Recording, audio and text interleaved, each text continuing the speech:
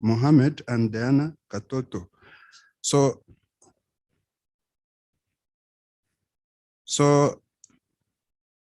let me welcome our presenter to come and present. Thank you very much. You're welcome.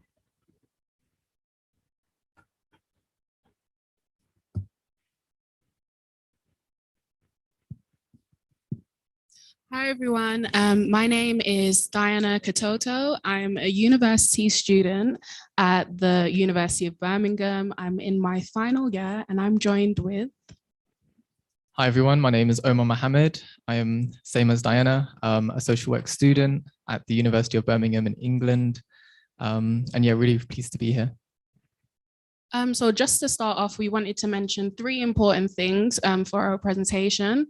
One, we are really privileged to be here, and the fact that we are students also kind of feels like we're privileged to actually be in Rwanda. But we also want to acknowledge that what we're speaking about does come with limited knowledge because we are young social workers, I guess, but also hopefully you'll find fruitful information in what we're about to present. Thanks, Diana. And just two more points we want to make before we start the presentation. Because it's about decolonizing the social work curriculum in the UK and the value of Indigenous knowledge, we just want to kind of recognize that we both have had, 20 plus years of growing up in the West. So I think more for me, it's been more about kind of decolonizing our minds and connecting with our ethnic and cultural identity. And we're really grateful and privileged for African academics and authors that we'll be referencing throughout this presentation that have really informed and enabled us to learn about Indigenous knowledge. So this talk will present the process of our social work activism in the UK, which decolonized the social work curriculum. Our aim as students was to critically analyze the social work curriculum at our university. With our student group organization, the Social Work Society, we successfully requested 27 books to our university library. And these books included text on the lived experiences of racially minoritized people in the UK. Many were written by social workers from racially and ethnically diverse diasporas and communities. This presentation will take you through the process, which we hope can inspire other social work students or professionals to do the same. We will also touch on why Indigenous knowledge should be implemented and embedded in social work curriculum in the UK and how this can be done effectively from a student's perspective. As one of the key themes of this conference is the SDGs, we've identified that our presentation links to the reduced inequalities, peace, justice, and strong institutions. So this is the overview. I guess you guys can't see it, but we're going to start off with the background, and then we'll move on to the process of the campaign, how we did the campaign, what the outcomes of the campaign were, and then what happened next after that, after the campaign. We'll also include some references and then have a closing and discussion section. So we can't see the slides just yet, but we're going to keep talking through, so hopefully you can follow. So we just want to touch on three different approaches that we see in a lot of the African research and literature. So from Mugambate and Nyanguru in 2013, they talk about decolonizing social work. And this is about critically evaluating the impact of colonialism on social work education and taking action to rebalance the social work curriculum. And then another approach that we've seen from Rankopo and Osihwidi in 2011 is about indigenization, and we've seen that quite a lot today in the presentations. So indigenization is about valuing Indigenous knowledge and placing this at the forefront of social work education. And then Ziswa, Rankopo, and Mwansa in 2019 talk about Africanization, which is all about the principles of African knowledge being the focus to ensure social work is culturally relevant. So what we did is we looked at these three approaches from African researchers, and we merged these ideas of decolonization, indigenization, and Africanization in our campaign. So the first step in our campaign was to critically reflect on the social work education and curriculum in the UK. The second step was to learn and reflect on the value of Indigenous knowledge. And the third step was to take action to ensure that social work education and practices are culturally and contextually relevant. So based on what Omar just said, this whole conference is about Ubuntu, and the next slide is about Ubuntu, and we were discussing how Ubuntu can also be explained as exploring so when you explore the implementation of Ubuntu in international communities, there is good evidence that Ubuntu can be applied internationally and the benefits of this. On our reflection, we felt as though Ubuntu is not being effectively implemented in the UK currently, but we definitely have hopes that it can be implemented. The move and focus for the UK should move towards Ubuntu, and this will require radical, transformative, and meaningful change to happen. As we've heard from the previous speakers, there are so many differences between the UK and Africa in terms of perspectives, and Ubuntu is one of them. So for example, people were discussing about how Africa has a lot of values in collectivism, whereas in the UK currently, we're very much individualized. And for us, we felt as though those contrasting values are hindering the development of social work. So we want to kind of implement Ubuntu and those approaches in the UK because we understand how valuable they are. And also, like, linking back to what other people were saying earlier on, globalization is great and it's an amazing thing, but also think about the fact that by Africa sharing their knowledge, that's a part of globalization. So it's just another step forward.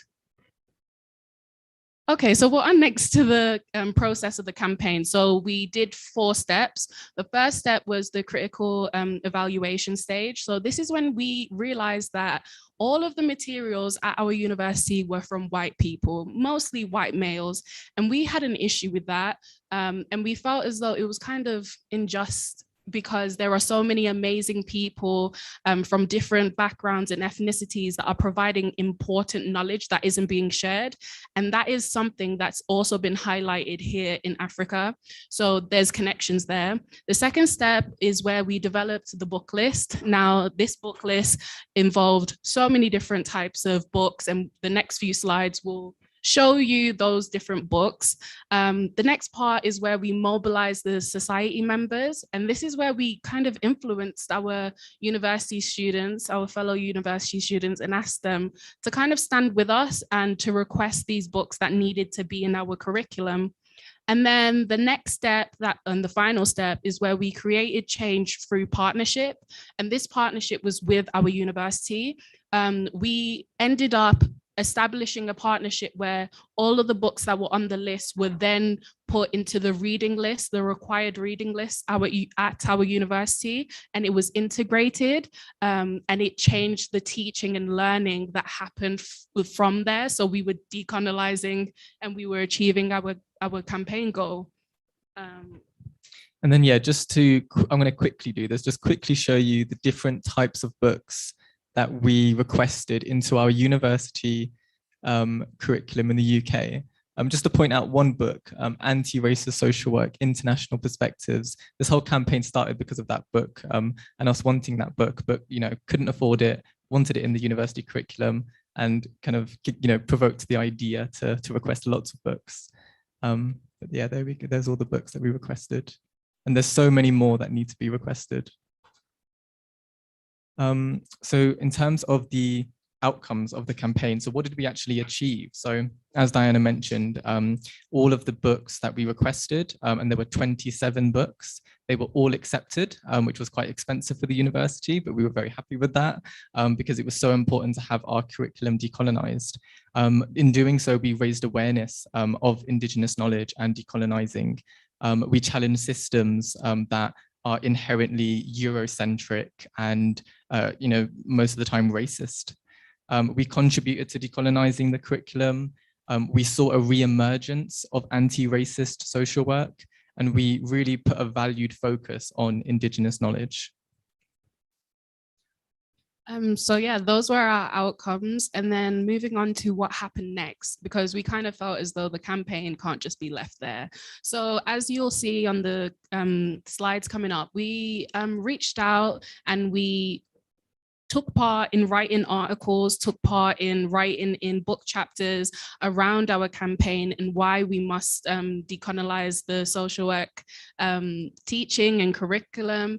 We also started to work on a national level within the UK, where we joined up with other social work professionals, and we created another campaign to kind of make a pledge to end racism and focusing on social workers ending racism and being aware of what was going on. So we also, like, these are some of the pledges. I think, yeah, there's some of the pledges that professionals took, where they were talking about how, for example, as a white practice educator, they pledged to work with students and practice educators to look at how our codes of ethics can better address the importance of anti-racist practice.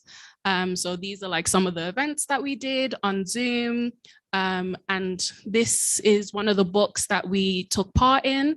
Our chapter was chapter 4, which was talking about the roads to activism, which is what we're talking about today. The second book is something that we also took part in. I definitely think these books you need to have a look at, because they give you a good idea of what social work in the UK looks like from ethnic minorities. And yeah, so we'll just move on. We took part and we helped contribute to the conversation. So these are our references, and thank you for listening to us. Omar, have you got any? But yeah, thank you all so much. We're really, really happy for questions. We've got about a couple minutes for questions. So yeah, please do ask.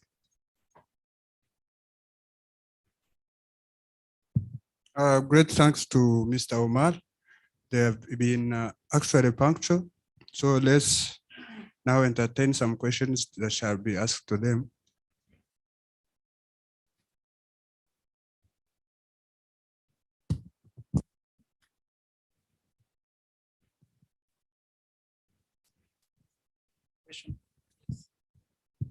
Thank you so much for the great presentation, Omar and Katoto. It's more of I don't know, because this is really interesting. You have been able to achieve a big thing and to be able to influence a curriculum of a university. To me, it's really tremendous. And I was wondering, is there a way that maybe that movement you guys started and successfully completed can also be rolled out to other universities?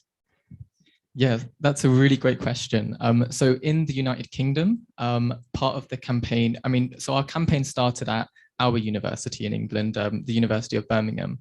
And then when we did our kind of second campaign, which was called like the anti-racist activism, social workers against racism, that sort of thing, that was a national campaign. So quite a lot of universities across England and the United Kingdom did take part in that, because we shared the process in a very clear and transparent way. So it was quite easy to do the campaign. But then I think, as we're in Africa here, in Rwanda, I think it's really important to consider that, the curriculum within most African countries also needs to be decolonized and, Africanized and indigenized. Where we have, well, from what I've seen from speaking to new social workers in Africa about the westernization of the curriculums even in Africa, there is that focus as well that there should be a campaign maybe in Africa to, take away the westernization and decolonize, curriculum here to really, put the value on voices of indigenous knowledge and the voices of African authors and academics.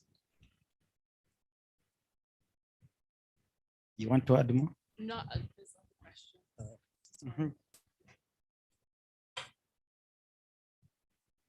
Okay, thank you for your presentation, which is very much beneficial.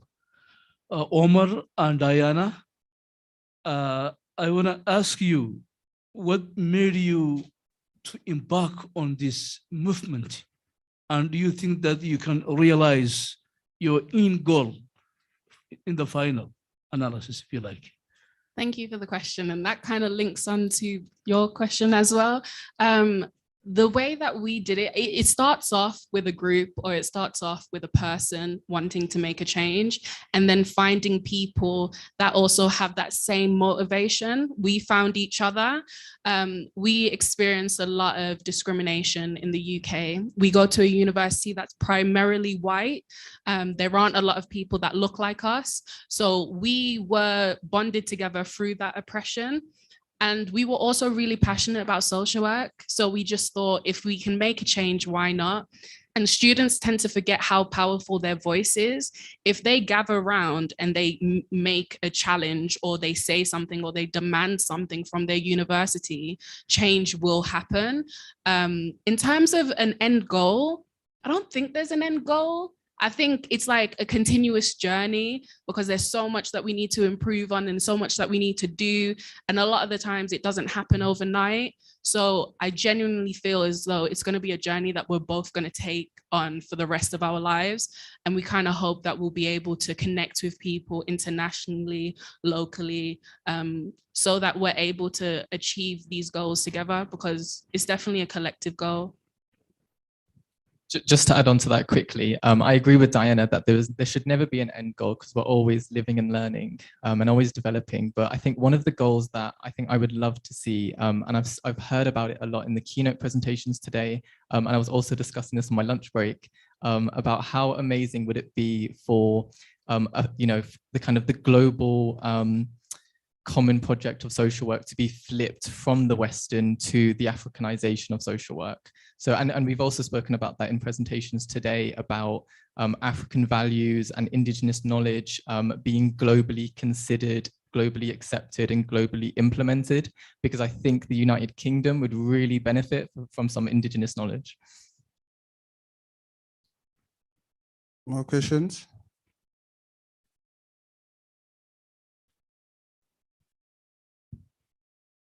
Not a question, but appreciation. I can say that you are a remarkable people, because you are doing research, influencing change. And I appreciate that, because I'm also anti-racist. And where I used to be and live, they are also anti-racist. No, racism is not good. And for sure, all social workers should be against racism. Thank you very much. Thanks, Mr. Omar, but I have a question to ask. Based on the context of our African culture, like they said, our African philosophy, Ubuntu. See, I'm confused, but my confusion will result into a question. To what degree do you expect, as we mediators, because I think we social workers, we are like mediators. And you know, our target is the society in general. So how are we going to mediate? And to what degree do we have to manifest what we have to do?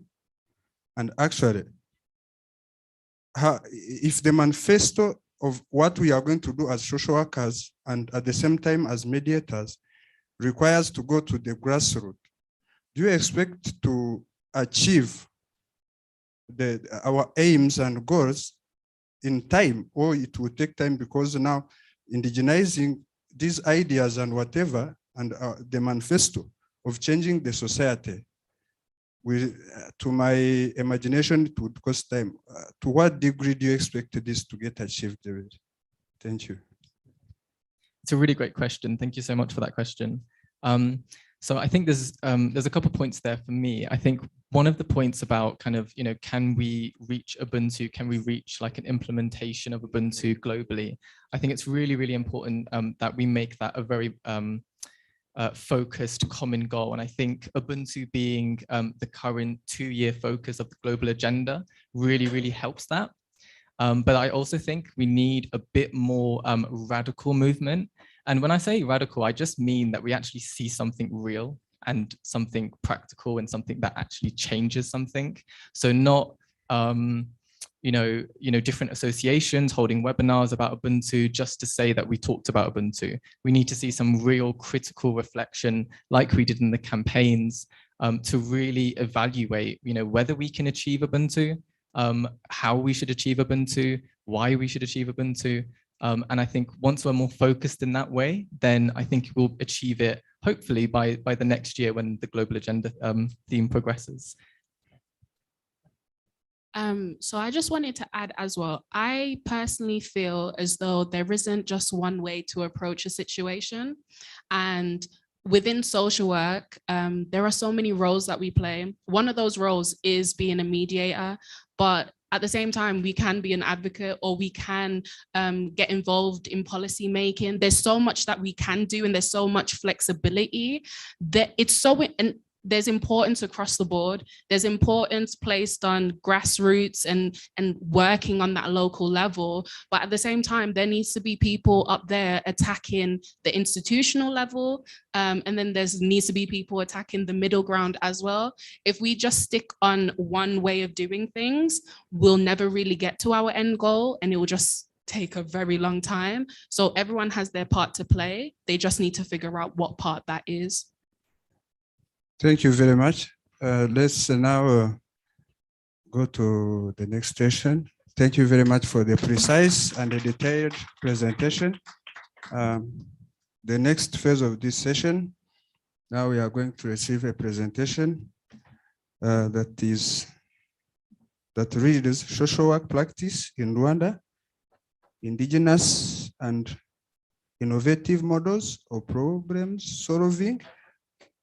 This shall be presented by Konsole and Hakizamungu Charles, and this, I think, it will be presented virtually. Thank you very much.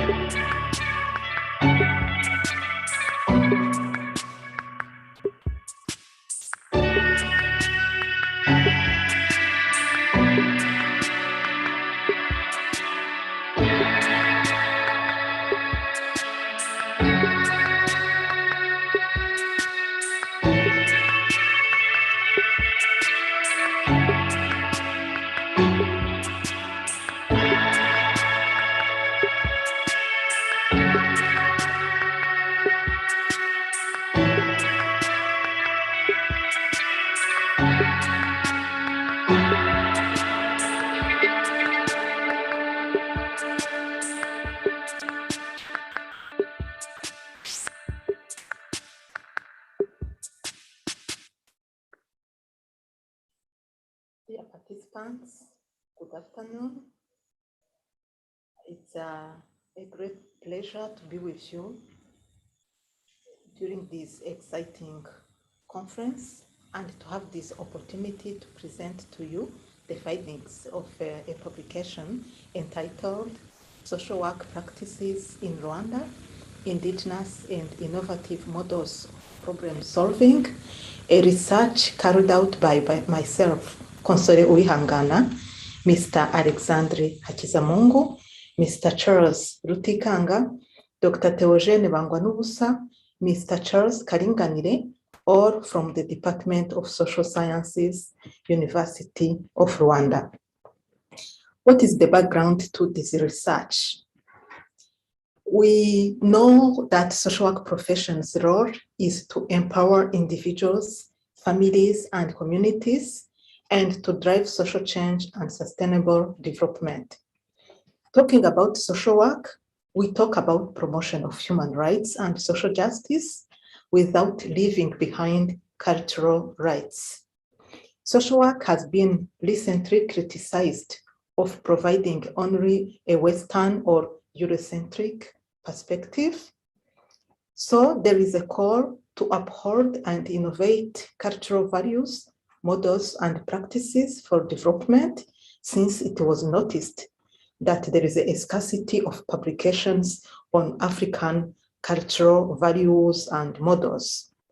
So there is a need to document the cultures and traditions of African countries to lay a strong foundation for contemporary development projects and programs. A project called Promotion of Professional Social Work in East Africa towards Sustainable Impact has responded to this call. That is why this publication is available now. So what were the study objectives? 5 objectives were set at the beginning. Identify and analyze models of indigenous social work practice, to identify and analyze models of innovative social work practice in the Rwandan society, to evaluate the extent to which indigenous or cultural specific knowledge systems are integrated into social work education and training, to identify to which extent modern Western-based models of social work practice are matched with more cultural specific approaches in both practice and training settings, and to determine the level of effectiveness of indigenous and innovative models of social work practice in addressing massive problems of poverty, vulnerability, and social exclusion. First of all, let's define the important concepts. When we talk about social work practice, we mean a process of transformation of human lives within a society and geographical setting, taking into consideration values, principles, ethics, social as well as environmental context. Then indigenous knowledge or indigenous practices refer to local knowledge or local practices unique to a given culture, society, that are based on its members' common stock of experience. So now there is a need to bridge the gap between indigenous and contemporary or modern models of practice. That is why innovative practices are needed. And when we talk about innovative practices, it means novelty, improvement, or revolution in the existing local knowledge or local practices to meet contemporary problems. In our case, when we say innovative knowledge or innovative practices in Rwanda, we mean homegrown solutions or homegrown initiatives understood as Rwanda's trademark solutions built on the Rwandan history and culture. They are meant as a direct response to economic and social challenges. We can name umuganda, ubudehe, girinka, umugoroba w'ababyeyi, marayika murinzi, inshuti z'umuryango, gacaca, and many others. What was the methodology during carrying out this research? Of course, we started by securing the research clearance and responding to other ethical requirements. The design of the research was a qualitative one, with interviews and focus group discussions as tools for data collection. The study was carried out in 8 districts. We were not able to carry it in the whole country, but we made sure it was carried out in the 4 provinces and in the city of Kigali. Participants were community members, service users, local leaders, social work practitioners, and lecturers from 2 private high learning institutions. We first contacted district officials for participants selection and also for other ethical requirements. A list of key agencies engaged in poverty reduction and social development was set. For example, institutions that are community-based ones or faith-based ones.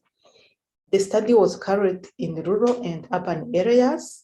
2 respondents from each institutions took part.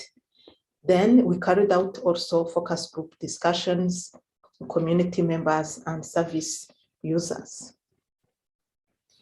For content validity, the data collection tools were designed through teamwork and pre-tested with 12 respondents. Adjustments were made before starting the proper data collection exercise.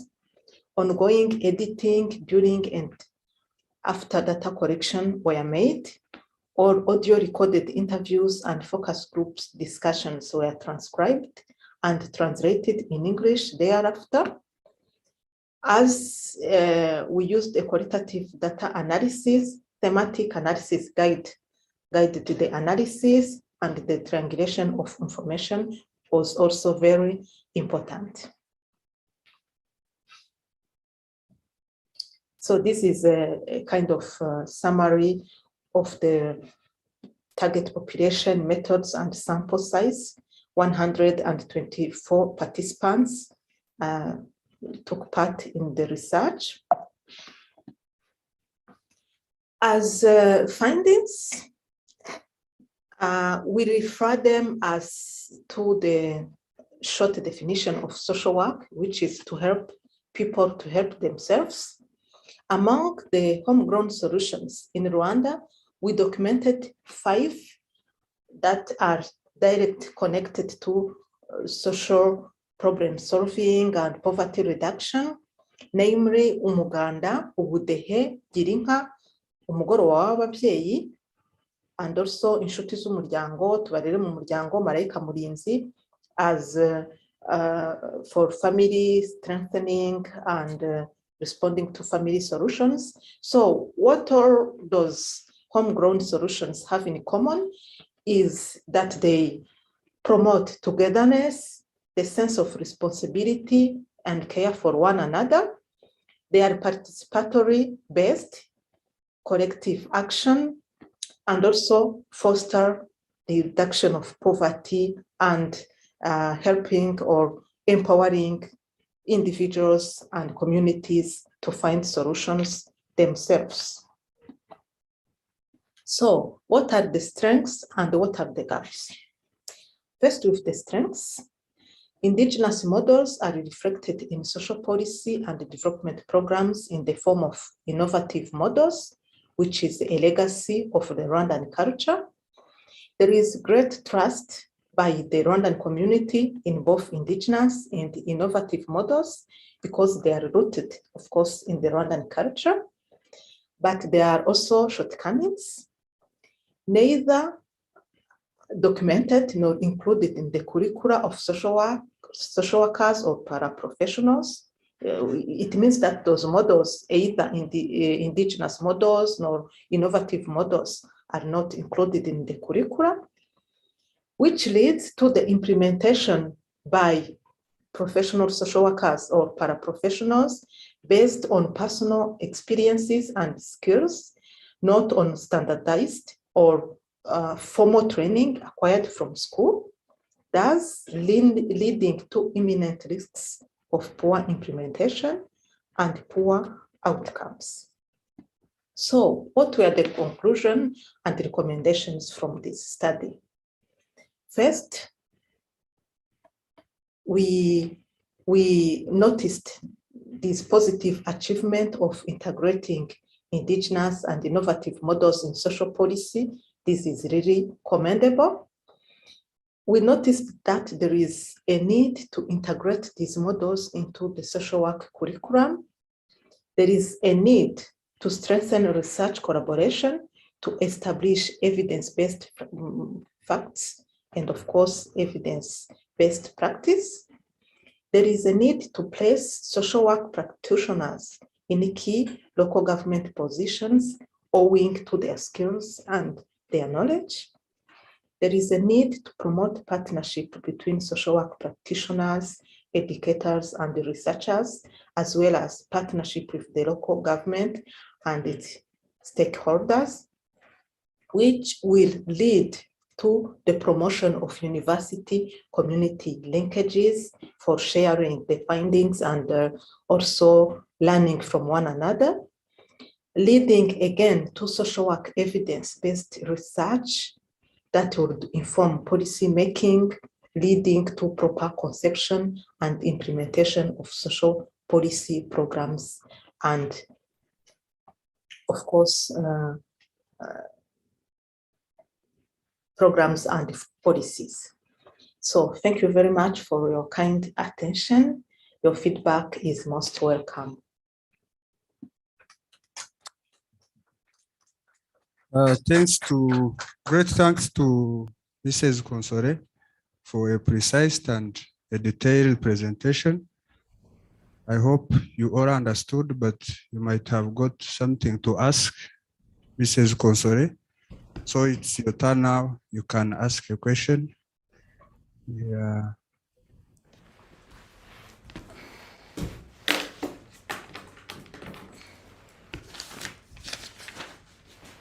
Hi there. I'm not sure if you can hear me, but thank you so much for the presentation. Don't know if it's a question, but just more of a reflection really, based on the previous presentation. I think your research and your study gives a really good evidence of why we need to implement indigenous models and looking at embedding these into kind of policies and the social work structures in the UK. So just a quick reflection on that, and just a thank you, for doing that really important study and that research.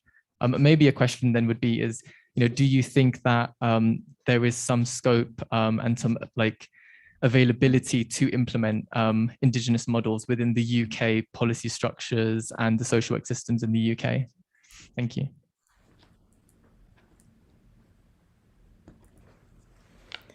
Hello.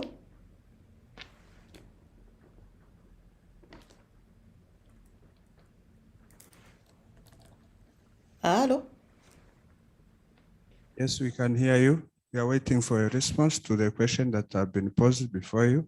Okay, thank you very much. So I think that the important thing to do first is to document those indigenous practices and be able to show or to demonstrate the importance of having them in the education first and also in practice. Then it will be possible to be included into policies and practices. So the first thing is to document, because as you have seen the objectives we had set at the very beginning, it was first to document those knowledge, the practices, because the critique that is out there is that the indigenous practices are there in our cultures, they are rich, but they are not documented. So if those good practices are documented and we are able to explain the importance of using them, I think no government can deny implementing them. So documentation, being able to show the importance, the relevance, I think that it will work. Thank you very much. Thanks. The next question, we shall be brief. Yes, very brief indeed. So if you could elaborate more on where we are as Rwanda in terms of making sure that those practices that are indigenous to us are put into policy and are implemented, and also are integrated into the educational curriculum of the social work. And also, how do we make sure that these people that are doing the practices on local level can probably be replaced by the social work students or practitioners that are trained to do so? Thank you so much. Yeah, thank you very much. If you have followed well, we said that, first of all, we commend the government that those innovative practices are now included in social policy, but we said that the main problem is that they are not included in the curriculum of either social workers or para-professionals. So if they are not included, of course, as lecturers or academicians, we try our best when we are teaching to include them into the examples we give to our students, and they follow the news, what is happening out there. And Rwandans know, or people who are interested in Rwanda, they know how Umuganda is being practiced and the outcomes or the positive outcomes from the Umuganda, from the Ubudehe, from those umugoroba w'umuryango. Now it is umugoroba w'umuryango. In my presentation, I talked about umugoroba w'ababyeyi because when we are carrying out our research, the name was not yet changed. And as historical background, it started as umugoroba w'abagore, evening, women's evening forum. It was mainly for solving the problems of women. Then it changed to umugoroba w'ababyeyi. Now couples were together. Now, when it was seen that it is really beneficial, it was translated to umugoroba w'umuryango, family evening forum. So I may say that first we have to document those practices, then advocate for the inclusion in the curriculum.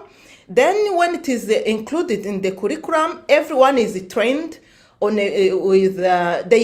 our students carry a same message, same skills, same knowledge, and they are able to practice with the formal skills, if I can say like this.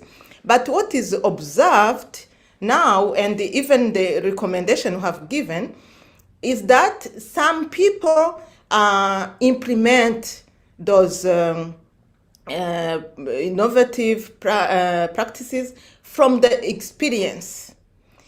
Their experience. For example, if I have been working for 5 years, I have experience more than someone who is starting the practice. So when it is formally documented, and when there are like opportunities for training, on-job trainings, I think you are, the Department of Social Sciences and other institutions offering social work are ready to offer on-job trainings. It can really help in the practice of those who are already on the field. And when our students go on for internship or field practices, we do hope that they learn more from what is being done on field. Thank you very much. Thank you very much, Mrs. Konsole. Now, if we are good time managers, I got a question. You said as social practices is done on the ground, talked of empowering the society. And I think empowering the society is in terms of financial empowerment and other social practice empowerment. But my question is, what if you empowered someone in a society financially? What are the challenges you expect that person? Maybe you gave him or her 10 million to invest in a particular project that someone.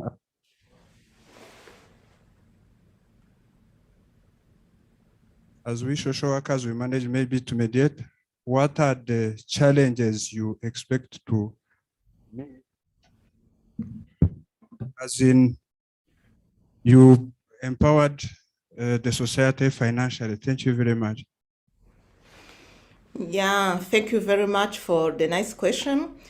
As you know, social workers work in a holistic way. We don't rely only on one side of the practice is not one-sided to be successful. So it means that if you are planning like to give funding to people individually or in group, or if it is a community project, it would be better first to work with the community, to learn about their needs, and respond first to the needs of the community, so that the community or the individual or the family, depending on the client you are working with, may understand first what are the benefits from your support. Then they own the project. So the first thing is to work with the beneficiaries, to learn from their needs, because they are experts into the problems they are encountering, and we mean to empower them, to help themselves.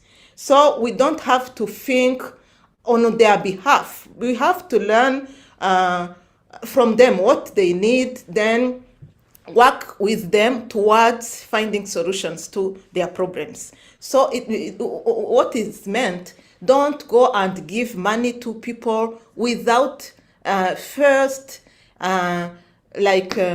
learning from what they need, but also let me say, les accompagner, to accompany them, to go with them through the whole journey, but making sure they are the one that own the project. They are the ones that know what they want. You are there to guide them, not to order them, to give them orders of what they have to do. This time you will find that some good projects or programs don't reach to the desired outcomes because there was not assessment at the very beginning to know the real needs of the beneficiaries and to have them included into what is being done for them. Thank you very much. Thank you. Thank you, Mrs. Consore. We are continuing to the next presentation of our session, and it reads social work practice. Culture and ethnicity critical factors in Irish Area Intervention Service by Ndemazia. I think also this will be presented virtually. Thanks for your attention.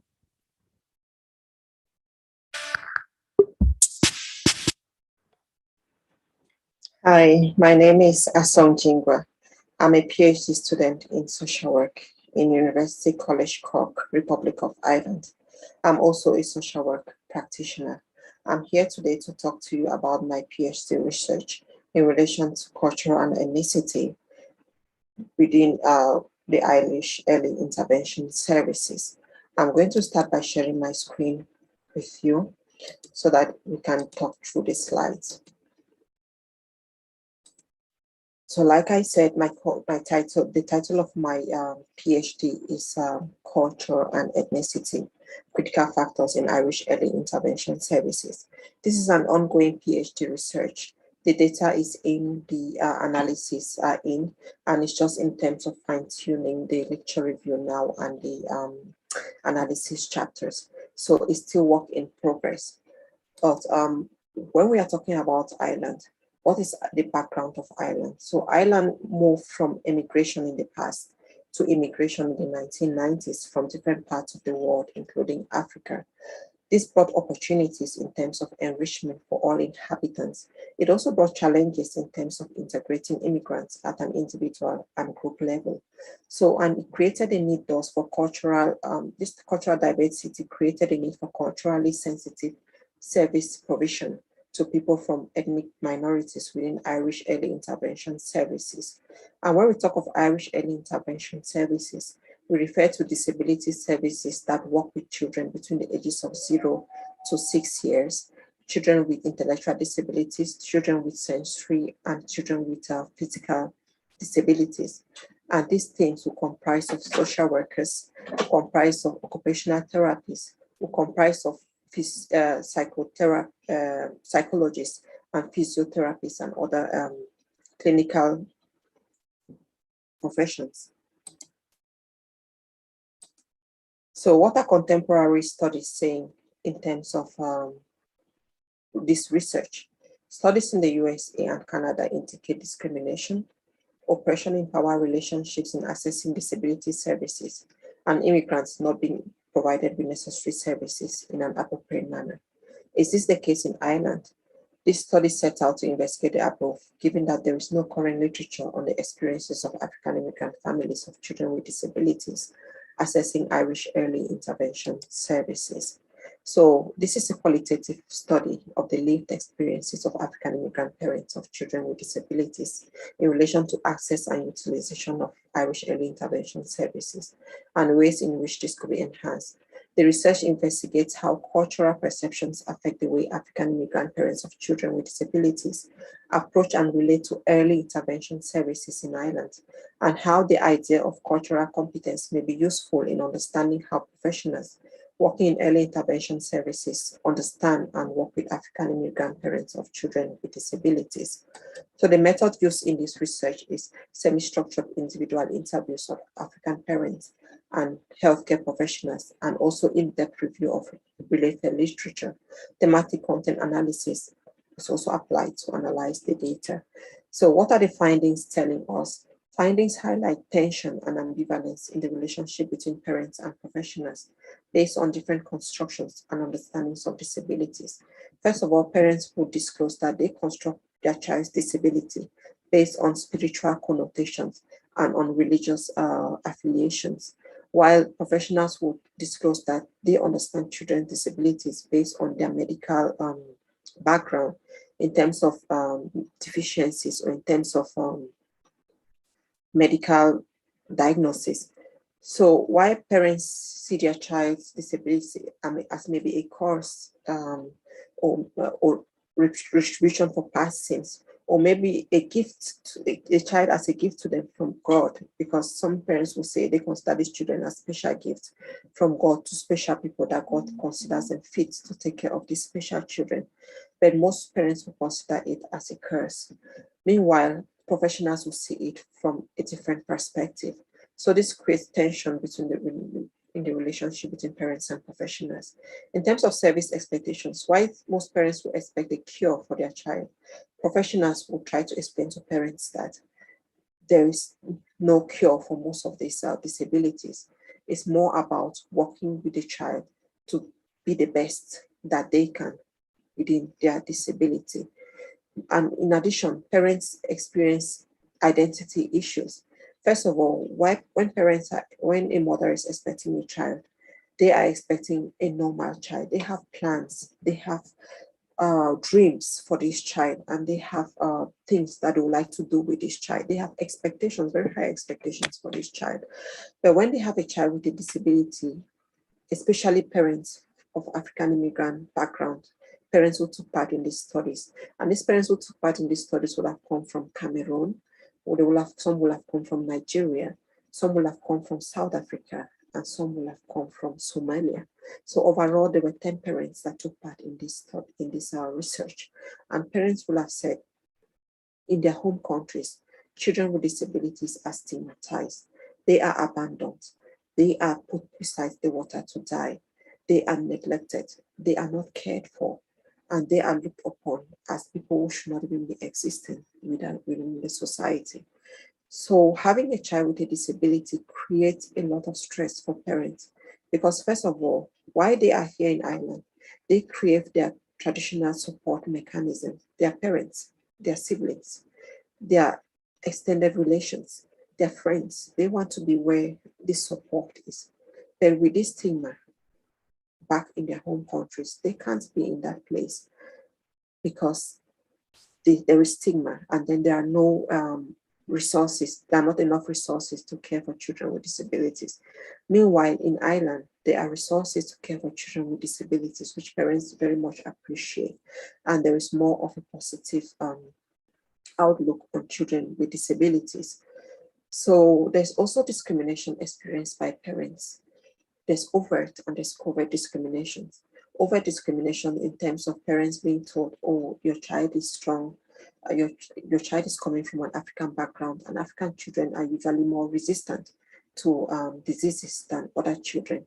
This would be a case in point would be some parents, a father and a mother, was disclosed to me during interviews that their child was born premature and their child had to spend a considerable time in hospital.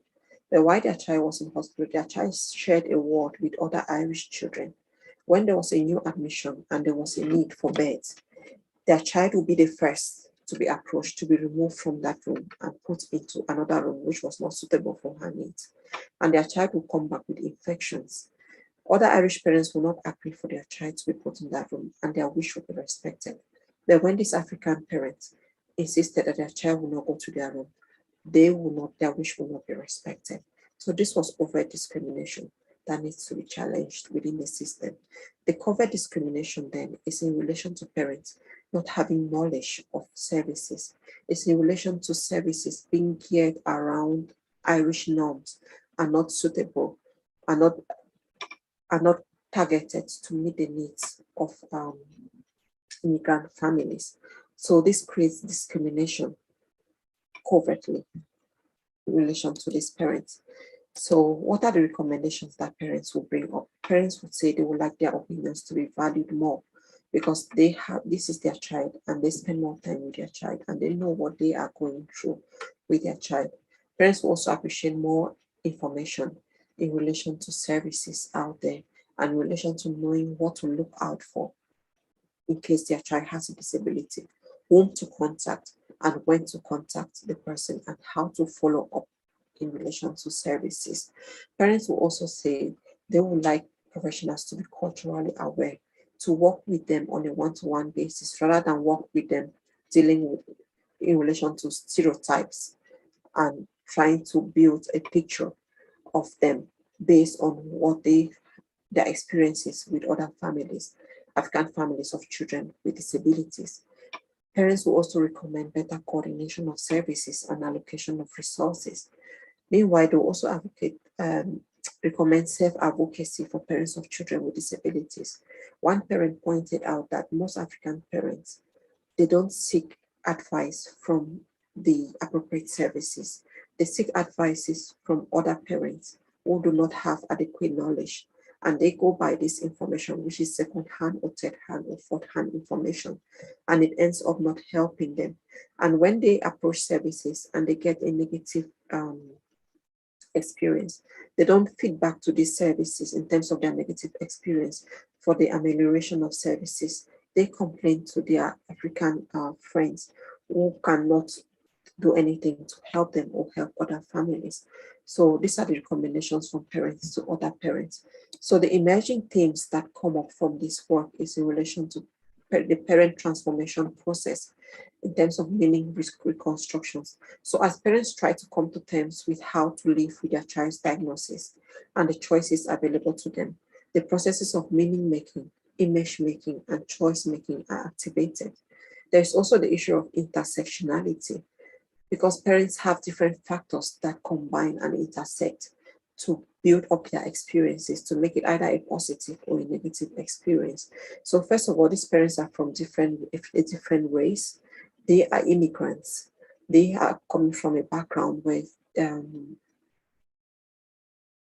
disability is stigmatized. They are living in a place where they don't understand the system. They don't have a history of the system. They need support. They are experiencing social isolation within the system because parents will have complaints that some members of the African community within Ireland will speak negatively of their children with disabilities, will make some very disrespectful remarks about their children with disabilities, causing them to withdraw from such communities. So all these things intersect to form a lot of stress for parents, and double stigma as put forward by Albright in terms of parents experiencing the stigma of having a child with a disability and then being in a system that they don't understand. All of this compounding to form a lot of stress for parents. So parents have said they experience feeling stuck in Ireland. And why do they feel stuck in Ireland? They feel that they cannot go back to their home countries because of the negative perceptions and attitudes towards children with disabilities in their home countries. And in addition to that, there are not enough services to cater for children with disabilities. Meanwhile, in Ireland, there's a more positive approach to children with disabilities, and there are services to cater for these children. But then why the word stuck? Stuck in relation to the fact that while in Ireland, they miss their traditional support mechanism. While in Ireland, they do not understand, they don't have a history of the system. They don't feel understood by professionals. Although they very much appreciate, there's a strong sense of appreciation coming from parents in relation to the services that they are receiving in Ireland and in relation to the positive attitudes towards their children with disabilities overall. But when parents were questioned further, they would have explained that they do not feel that services are culturally sensitive.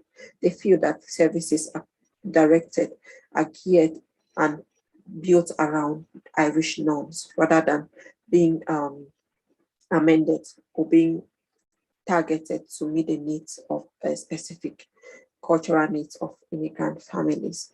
So while parents are complaining of culturally insensitive service provision, professionals are complaining of limited resources. For example, in relation to time, professionals will say that they need time to build rapport with parents. They need time to understand parents, to get to know parents, to know what is meaningful for them, to be able to make services more meaningful for these parents. Professionals will say they have huge caseloads. They need more staff to be able to have more time to work with parents. Professionals will complain that they don't have enough cultural competence training to work with immigrant families. Professionals will also complain that there's a lot of bureaucracy involved and that they are not being encouraged to work one-on-one with parents to build that long-term relationship with immigrant families. So all of this boils down then to look at organizations. How can organizations change in terms of service provision so that service provision then can be culturally sensitive to the needs of immigrant parents? So this research that confirms findings by other studies that healthcare professionals do not feel adequately equipped to address the needs of families from diverse cultural backgrounds and depend mostly on stereotypes and generalizations to inform their practice. In order to overcome this barrier, here and others and his co-authors suggest the need for a move away from relying on assumptions and expectations towards the conduction of further assessments in a bid to capture the full context of individual and family situations. So in this case, families need more time. They need more attention to their individual needs for services to be culturally appropriate to their needs. Thank you for listening. And I'm available to take any questions that may arise for you from this presentation. Thank you so much. Great thanks to the presenter. I would like also to take this opportunity to entertain one question because we need also to be time punctual. We are entertaining one question or a supplement. Any?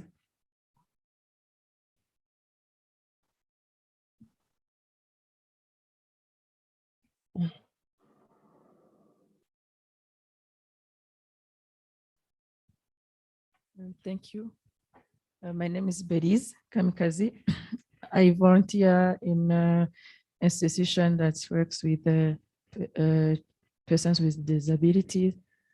Most parents who come there, they encounter this problem.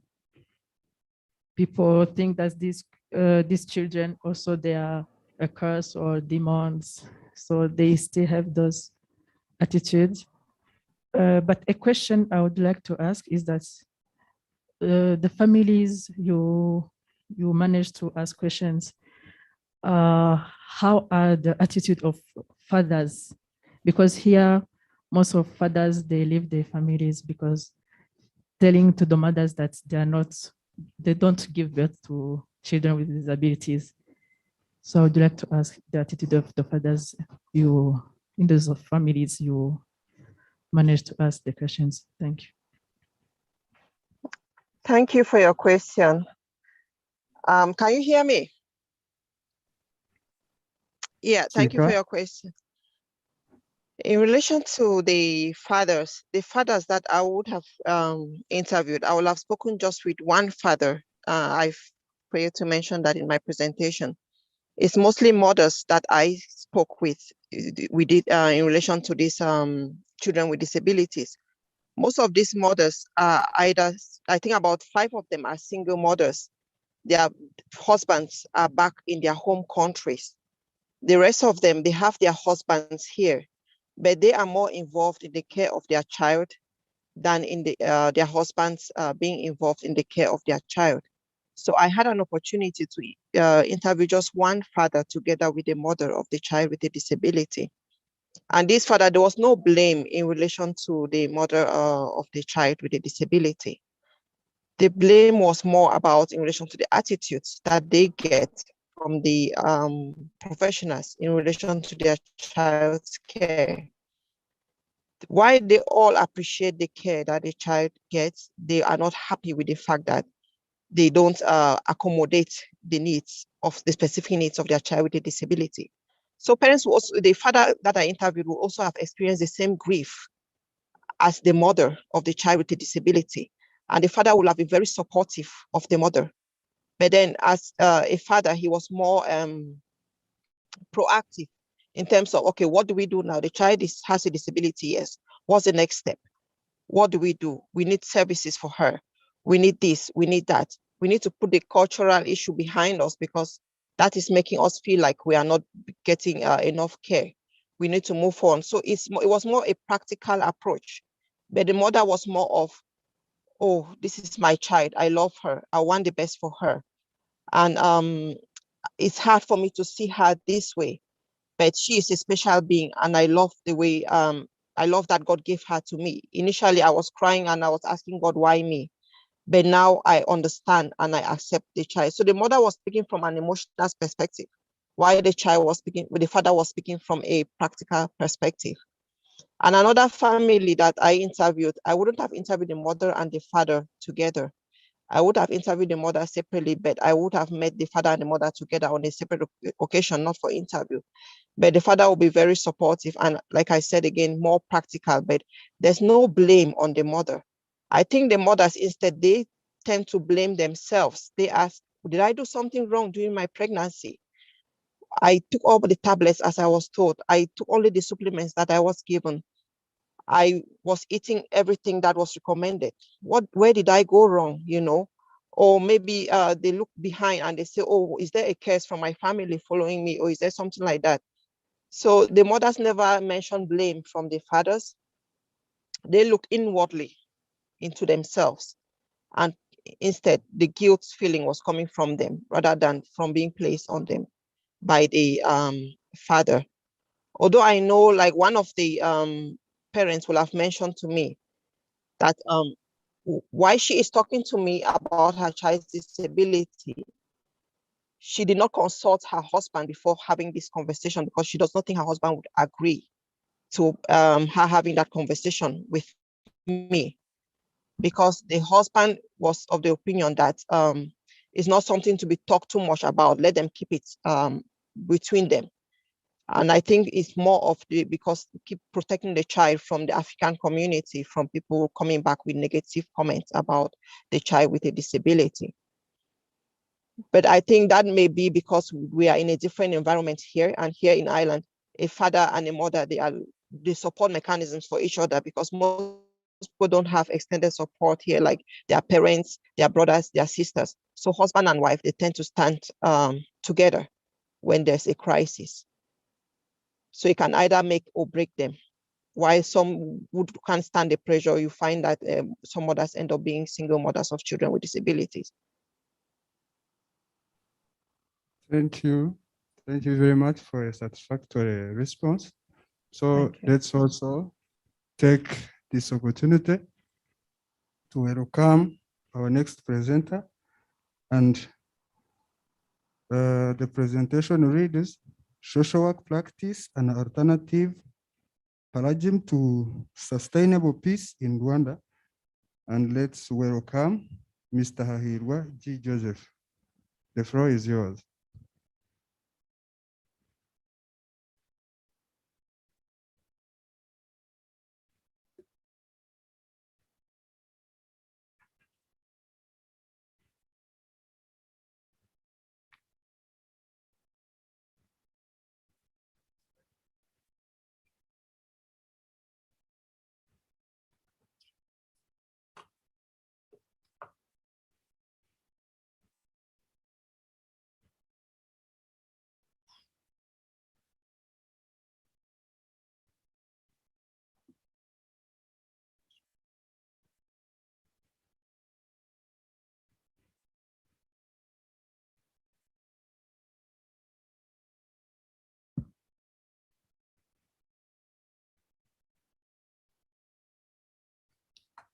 Good afternoon. I'm going to present my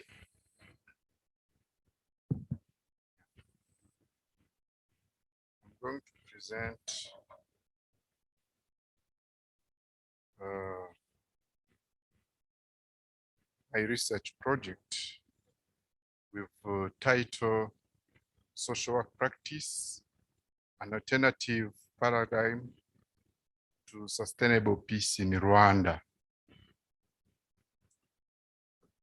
The authors are myself, Joseph Hahirwa, and Jean-Baptiste Sesonga. We are all lecturers at the University of Rwanda in the College of Social Sciences, Arts and Social Sciences.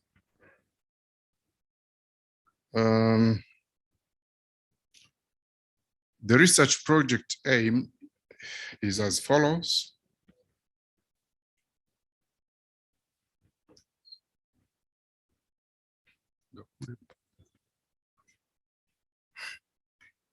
The article examines critically the contribution, challenges, and limitations of both conventional and innovative models to build peaceful environment among divided Rwandans and emphasizes the applicability and uniqueness of the innovative social paradigm towards sustainable peace.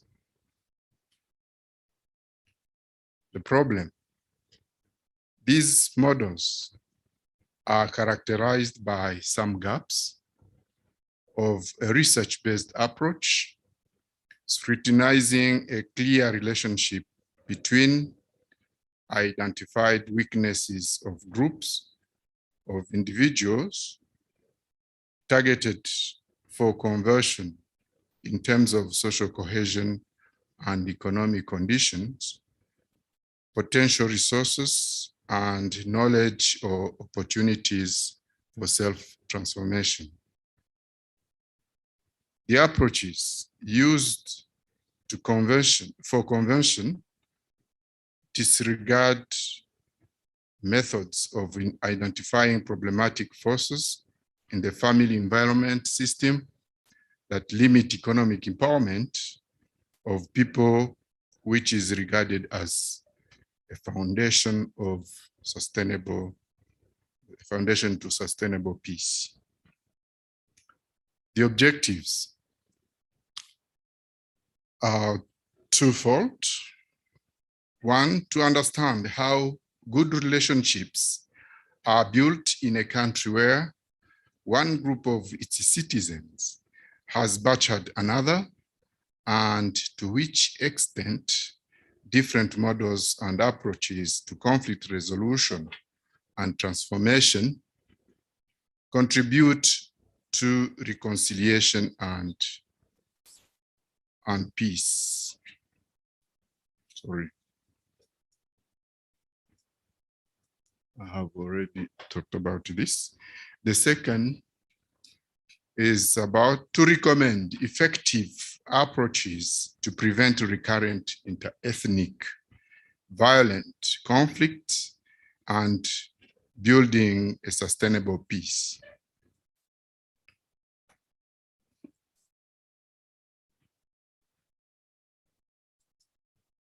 Research questions, they are twofold too.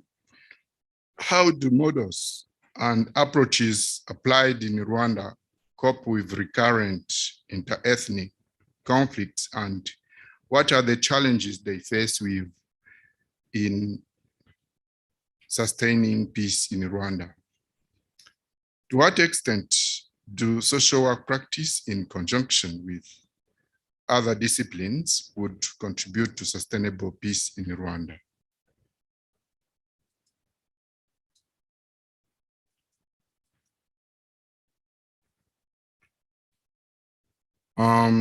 Yeah, we have chosen some theories and literatures that are related to the topic. One is conflict. The first is conflict. Anthropologists' view is that conflict may be positive or negative. The dual nature of conflict is presented as follows. Conflict can be positive or negative. It can be constructive or destructive. It can be integrating or disintegrating. It can be functional or dysfunctional. It can be order. It can lead to order or disorder. It can lead to stability or instability or change. It can be unifying or divisive, or social fusion or fission. The other concept is about conflict transformation. Conflict transformation is one of the approaches of conflict management theories. Conflict transformation refers to a process in which parties to a conflict consciously work towards, one, a modification of structural dimension of conflict with the short-term objective of prevention of renewed violence, and two, with the long-term objective of sustainable peace. The next is about conflict resolution, is a field or practice. Conflict resolution includes mediation, facilitation, conflict coaching, dispute system design, and management.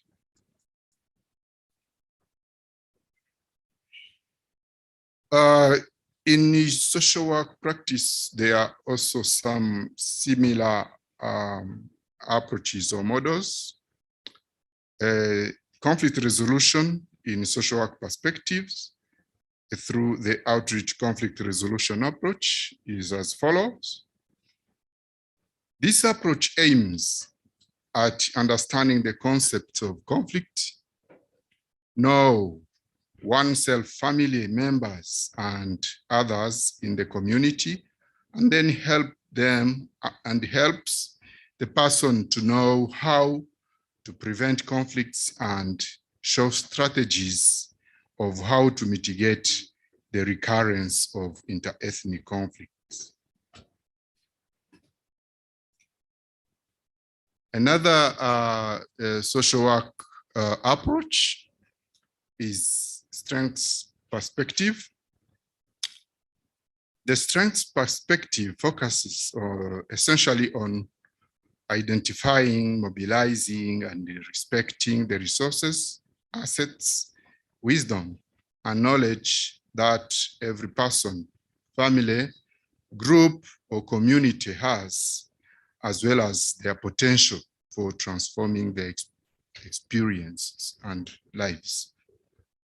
Social work practice is strengths-based.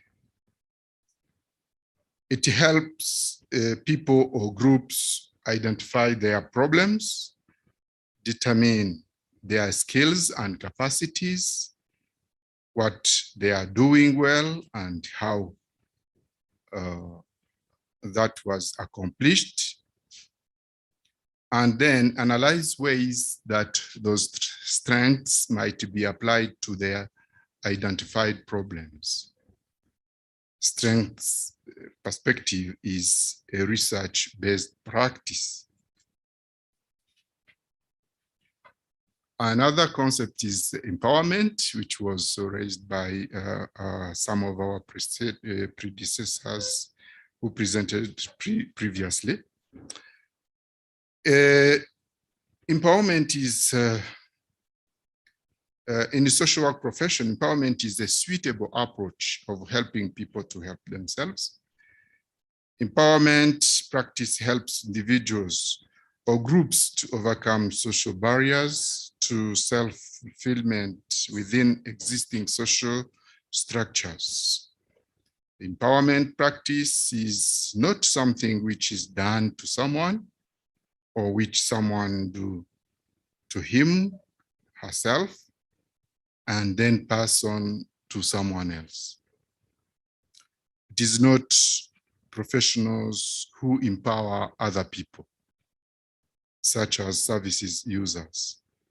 Instead, the role of social workers is to respond to the needs and interests identified by the groups or communities in ways that will assist them to realize their hopes, dreams, and aspirations, and builds on their strengths. Then sustainable peace. Peace can be sustained by ending poverty and promoting good governance. That is a view of some scholars. There are others who also give some other views. Good governance and conflict prevention on a path to sustainable peace for others, of course. There is no expectation to sustainable peace if people live in poverty. This is in fact explaining how ending poverty or poverty reduction blended with promoting good governance are very important for building peace, sustainable peace. The foremost role of good governance is to end poverty, of course. Sustainable peace requires both short-term problem solving, which is about dialogue and mediation and so forth, and the long-term development cooperation initiatives aiming at addressing root cause of tension and violence.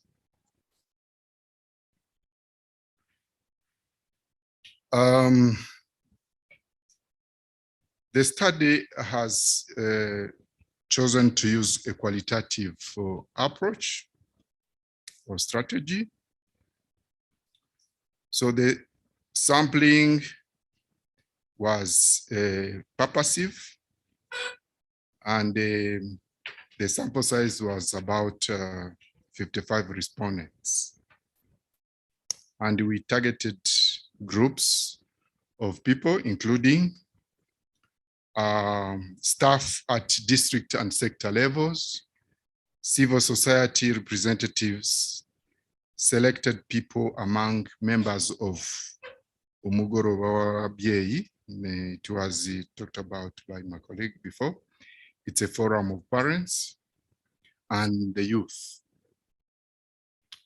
Data collection was conducted in 3 provinces: Nyaruguru, which is in the Southern Province, Nyaruguru districts in the sectors Ngera and Ngoma, Nyabihu district, which is in the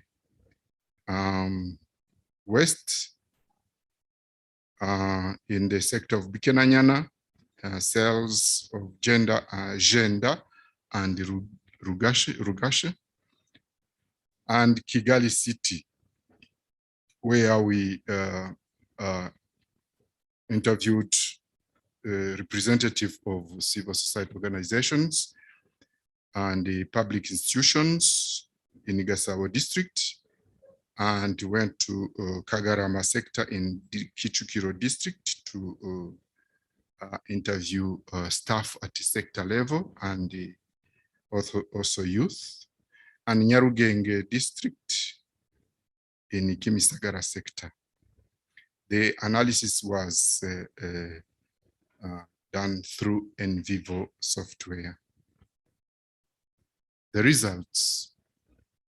The first question was about making sure that people we were interviewing understand the concepts, the key concepts. The first was peace. Participants to this study are 100% aware of what the concept of conflict and peace mean, but the understanding is based on certain aspects. According to them, peace is the best thing they would wish to have all the time, but conflict has bad consequences. Contrary to what anthropologists argue, there is nothing positive in conflict, according to them. The positive aspects of bringing in new ideas and positive changes are known.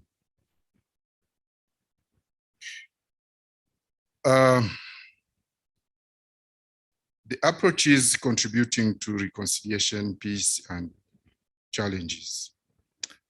There are a number of innovative approaches that Rwanda used to bring peace among Rwandans or mitigate conflicts, and also reduce poverty among Rwandans. So among these approaches, we have Gacaca, a justice, a traditional type of justice.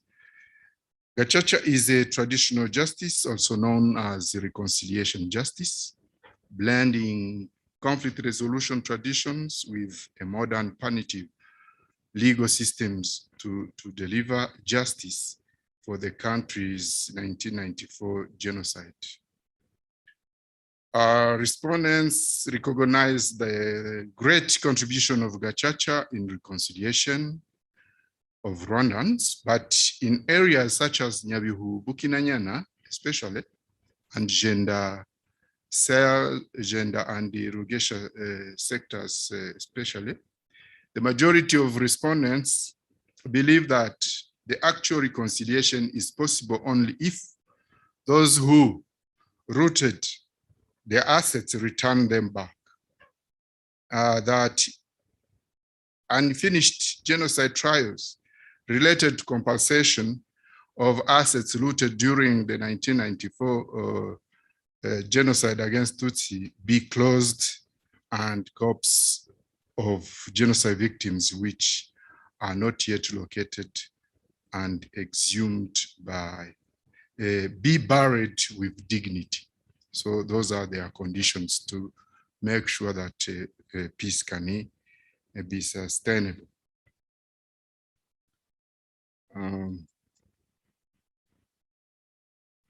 Sorry, I forgot to. Itorero, or civic education. It's a platform where youth learn values, patriotism, military skills, good governance, etc., etc. The importance of Itorero in the reconciliation process is known at 100% of respondents. Respondents mentioned that even though they understand the meaning of the institution of Itorero and its role in building citizenship, patriotism, and other values, promoting human security, prevention of conflict, violent conflicts and peace, they recognize that it is not known by all Rwandans, or they know it wrongly. Kubaka Mahoro, peace education, promoting peace and human rights. The majority of respondents believe that if someone doesn't have peace, it's rare to give peace to others. To build peace, people should be and feel peaceful. Others add that no one can be peaceful when you are poor, when they are poor. This means that poverty eradication is key in peace building process. Mvura Nkuvure, social therapy. Mvura Nkuvure, or heal me, then I heal you.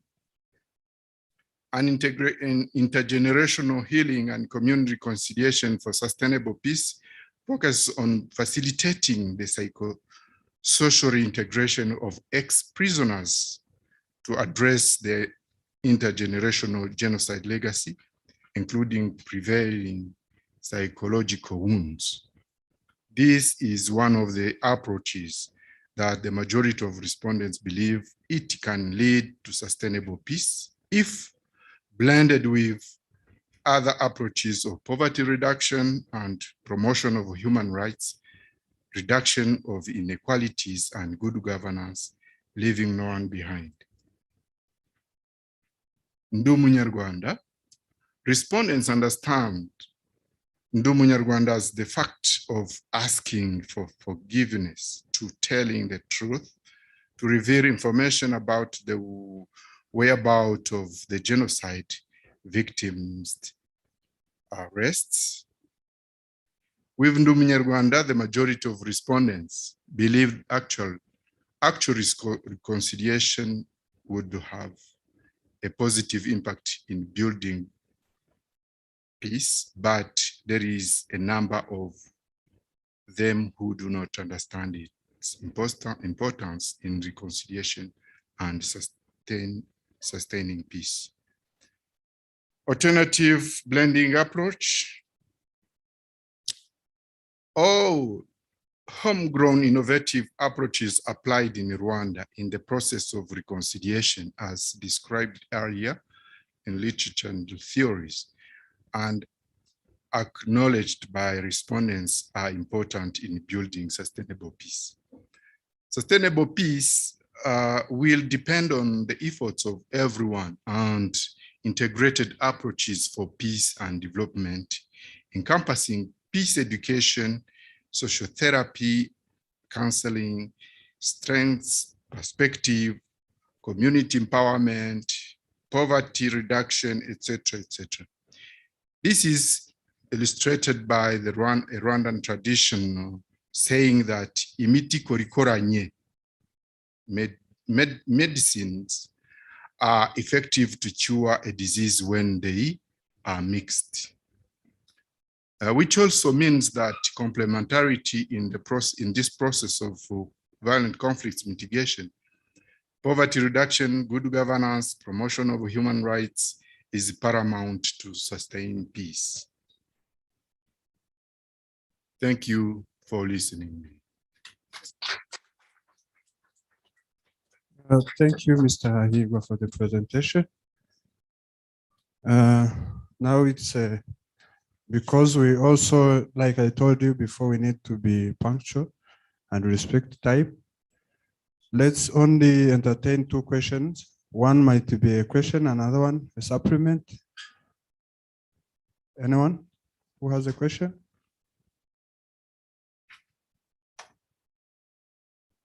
A question or a supplement?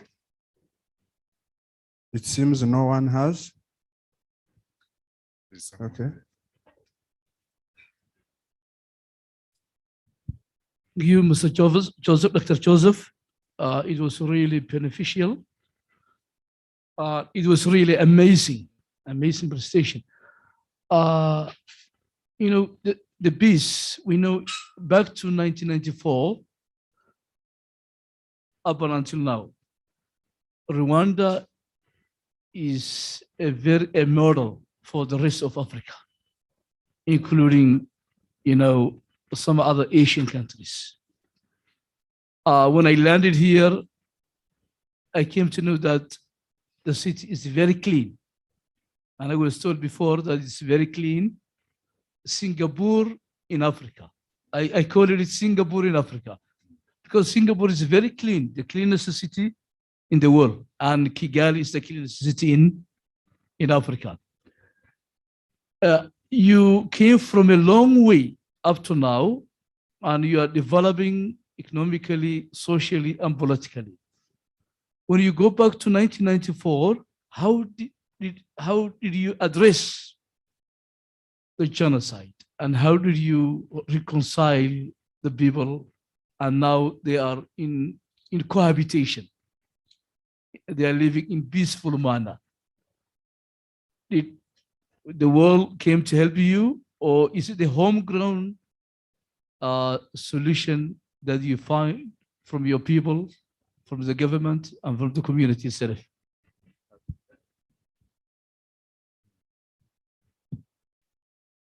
Another question, so that he can respond to those questions that you go. Any other question or supplement? Okay.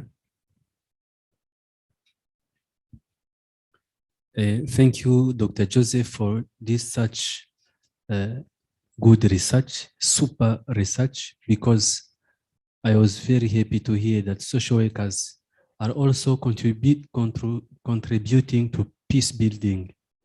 Peace is very essential for the population development and for human development. Thank you very much.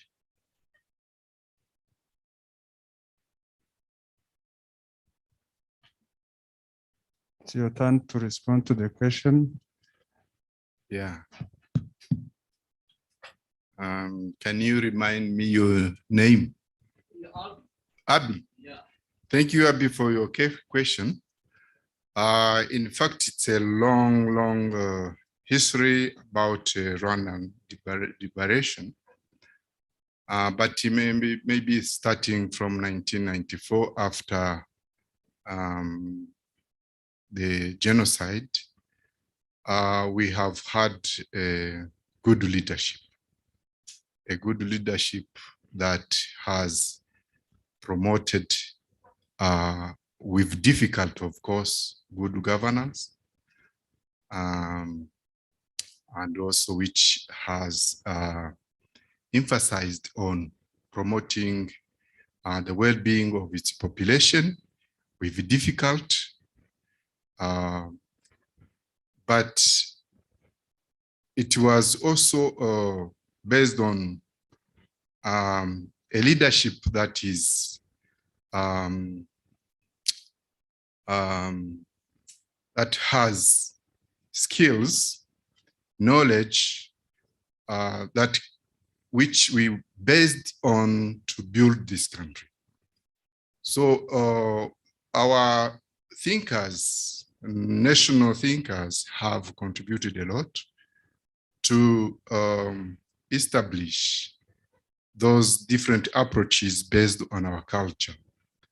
And I think the success was due to that, to base all approaches towards development, towards conflict resolution on our culture.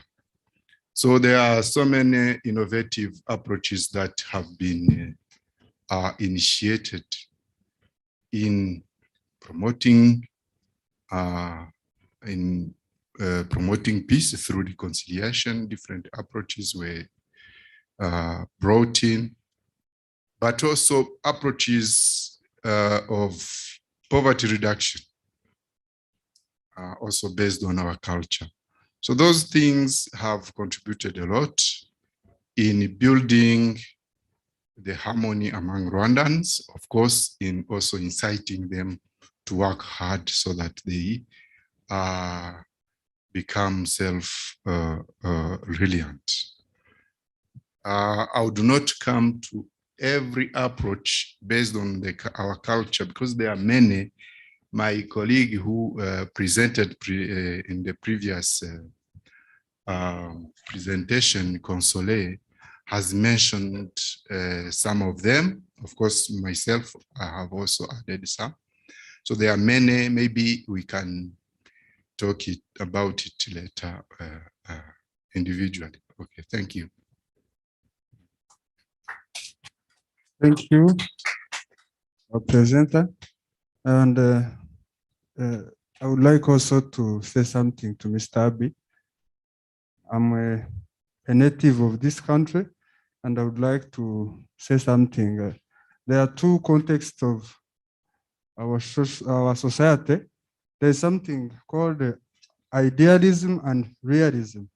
So our good government and our good leaders revealed the secrecy of idealism and realism. So for more information, we can share after this conference.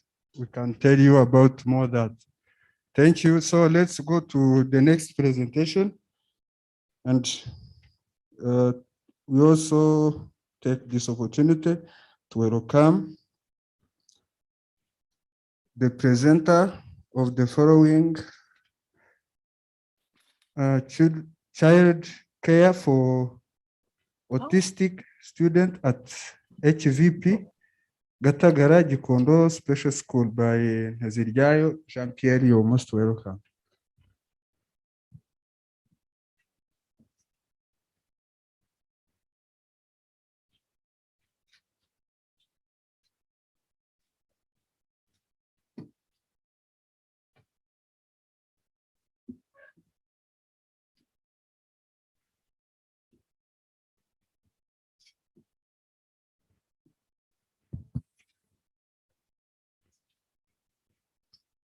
Good afternoon. Without taking much time, my name is John Peter Nteziryayo. I don't know if I need to put or not, but let me put it as my voice can also pass. I'm called Nteziryayo Jean-Pierre, working for HVP Gatagara. HVP Gatagara is a brand name for our company, for our institution. It is in French. Actually, we speak French. It's comes from Belgium, home de la Vierge des Pauvres. We work for persons with disabilities across the country. We have some branches in Rwanda, Rwandan district. From Nyanza district, we have the headquarters. We have a branch in Huye, that is a special, an inclusive school. We have a special school for the blind in Rwamagana. And we have also a branch here in Gikondo. We are neighbors. Actually, when you go to Remera, you pass through our center. So I'm going to take you in another corner. We have been in one corner of my previous presenter says, in Rwandan history. Now I'm going to take you in a corner of children with disabilities, specifically children with autism. And I don't believe that most of you have information about autism. And when I see the climate of the audience, I am not really sure that I'm going to let you understand everything, but I will help you to have basic information on what the care of children with autism means. The picture doesn't tell much to you. As you can see, it's a normal child who is on the picture, but when you go in deep, you will realize that this child has some problems. And let's go forward to understand what I mean. Introduction on autism can be very large, but summarized in these points. Autism spectrum disorders are a diverse group of conditions. They are generally characterized by some degree of difficulty with social interaction and communication. Social interaction and communication, these are two characteristics of autism. And the other characteristics are atypical patterns of activities and the behaviors, such as difficulty with transition from one activity to another. A focus on details and unusual reactions to sensation is also another characteristics. Autism often has an impact on education and employment opportunity, and the characteristics of autism may be detected in early childhood. Autism is often not diagnosed until much later. If you can see the picture, I will come on it once I finish to read this paragraph. People with autism often have co-occurring conditions, including epilepsy, depression, anxiety, and attention deficit hyperactivity disorder, as well as challenging behaviors such as difficulty sleeping and self-injury. The picture on the PowerPoint is showing us a learner at our school who used to demonstrate this self-injury by using thieves to hurting himself. So one of the characteristics of autism, you may see there will be this repetition of one activities, including self-injury, and this is involuntary. And the difficulty of sleeping, you may see children who will not sleep the whole night until the morning and continue surviving without sleeping. And this can take almost 3 to 4 days without sleeping. And he's sitting alive when he doesn't demonstrate some questions or some problems. I also show you some images of some learners, and I want you to focus on the picture in the left, where in the classroom, a teacher is dealing with different children or different learners with autism. But if you can see, and if you remember how your primary school was, you cannot wonder if that is in a primary school. You cannot wonder if that is a classroom. You may think maybe they are joking or doing whatever, but on the left picture, the teacher is dealing with 3 autistic learners, and each of them is in his position, and the attention is not oriented to him. So you wonder how to deal with this exceptional children, whereby everybody is behaving differently. So you can see one on the table. If you try to remove him on the table, then the fight will be another one. Not very easy to deal with him once he's on the table. Just be patient until he finishes and until himself decides to go down. Otherwise, the fight will be like Rayon Sport and their pair. Epidemiologically, autism spectrum disorder are complex. You cannot be able to exhaust them because every and each of them has his problems specifically. It is estimated that worldwide about 1 in 160 children has autism. That is a high prevalence. 1 in 160. It's a big number. This is a big number. Although we are going to see that in our countries, this number is not even known. Although a heritable component has been demonstrated in ASD etiology, putative risk genes have yet to be identified. Environmental risk factors may also play a role, perhaps via complex gene environmental interactions, but no specific exposures with significant population effect are known. Let's see what WHO says about autism. According to WHO 2020, over 1 billion people are estimated to live with some form of disability. Remember, autism is one of the type of disability. Not all types of disability have been here highlighted, but autism is one category or one types of disability. So over 1 billion people are estimated to live with some form of disability. This corresponds to about 15% of the world populations. Is it a big number? What do you think? 15%? Is it? What do you think about the percentage of 15% of the population of the world? What do you think? Do you think it's a meaningful percentage? For us who is in the area of medicine and the health, that prevalence is very, very, very high. 15% of the population of the world, it is a very high percentage in prevalence. And by the way, this prevalence doesn't mean much because disability seems like it is not a priority in health domain, as long as it doesn't kill a big number again of people. But having 15% of the population of the world having disability, it has a meaning that we cannot ignore here. With up to 190 million, 3.8%, aged to 15 years and older, having significant difficulties in functioning, often requiring healthcare services. Children with disabilities are 10 times less likely to attend school.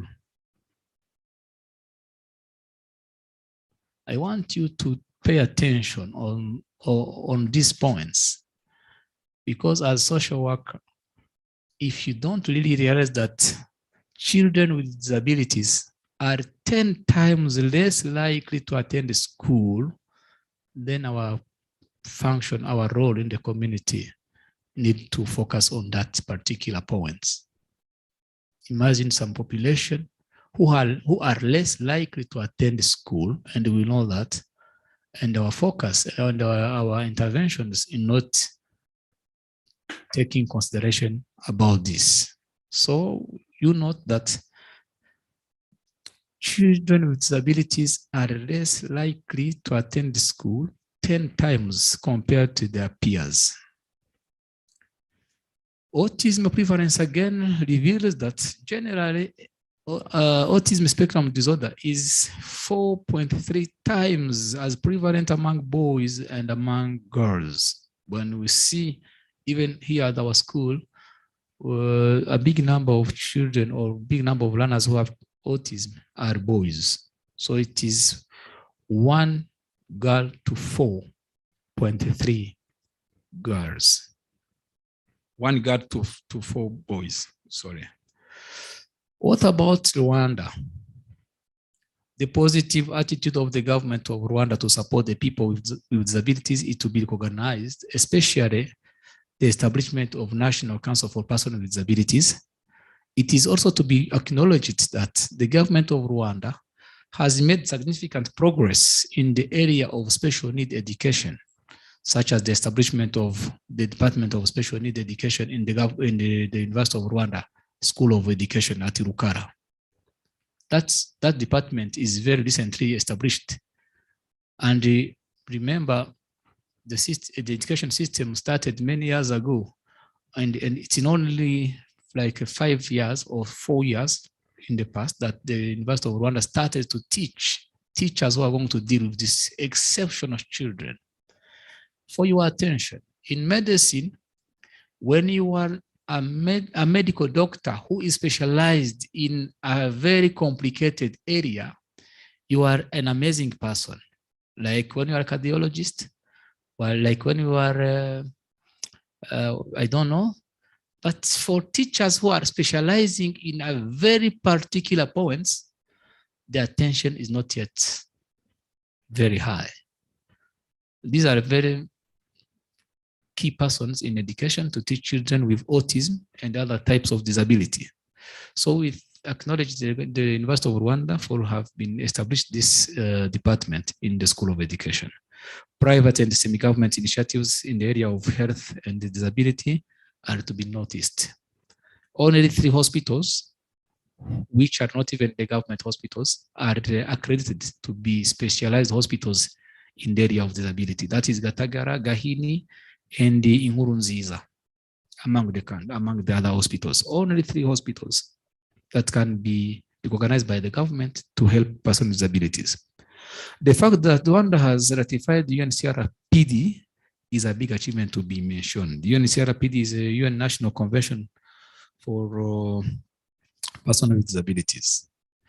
But there are some negative points that I want you to note if you have time, as like in the other country of Africa and many other countries. I know my time is going to finish, but I want you to have this information.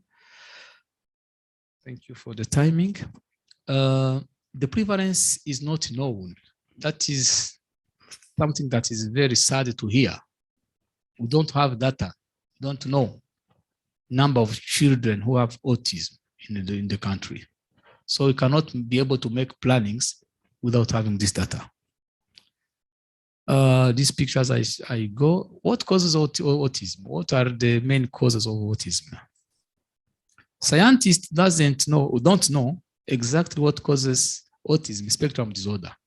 For your information enough, if you want to know about autism, you will not be able to know what are the causes.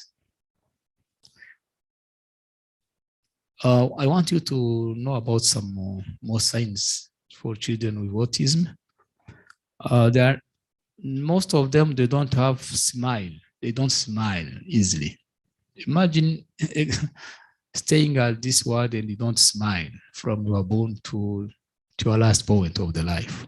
No smile, no emotion. Umwana wameze nk'igikuke, nta mikino, nta guseka, nta emotion, nta marangamutima. No eye contact. You can't not face him. Not copying sounds or gestures. Lack of empathy. Nta kintu cy'urukundo, nta mikino. Ntabwo ashobora kureba ngo amenye icyo utekereza cyangwa se amenye icyo utekereza. I'm sorry to explain it in Rwanda it's for your better understanding. Delayed or lost speech. Most of them, they cannot be able to speak. No voice. Unusual reactions. Actually, we know what is a usual reaction. When it is in a wedding, people are happy. When you are on a burial, people are sad. For him, there's no difference. Assessment and care. We need to assess them in a very specific way, in a very good approach. This approach that is called interdisciplinary approach. It's where we gather different people in different medical domain to bring on the table what they know about this condition. Treatment. The area of treatment, I want you to see in blue. What is in blue?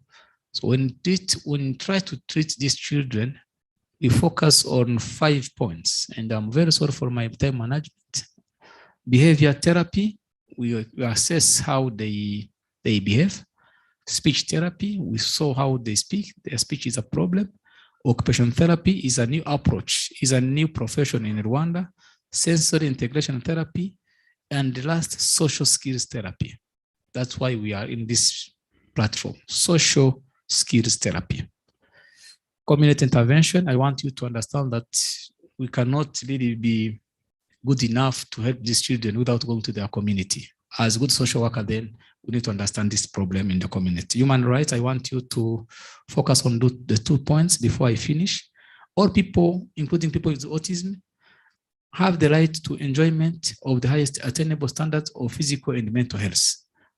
People with autism are often subject to stigma and discrimination. People with disability, including autism, has the right on education, no matter what this education can cost. The problem with many countries, they say this education is expensive, but this is the right for human being. Having autism, you have the right on this education. So let me close by here, as the time is not on my favor, and I thank you for your attention. Thank you. Thank you, Mr. Jean-Pierre. Maybe.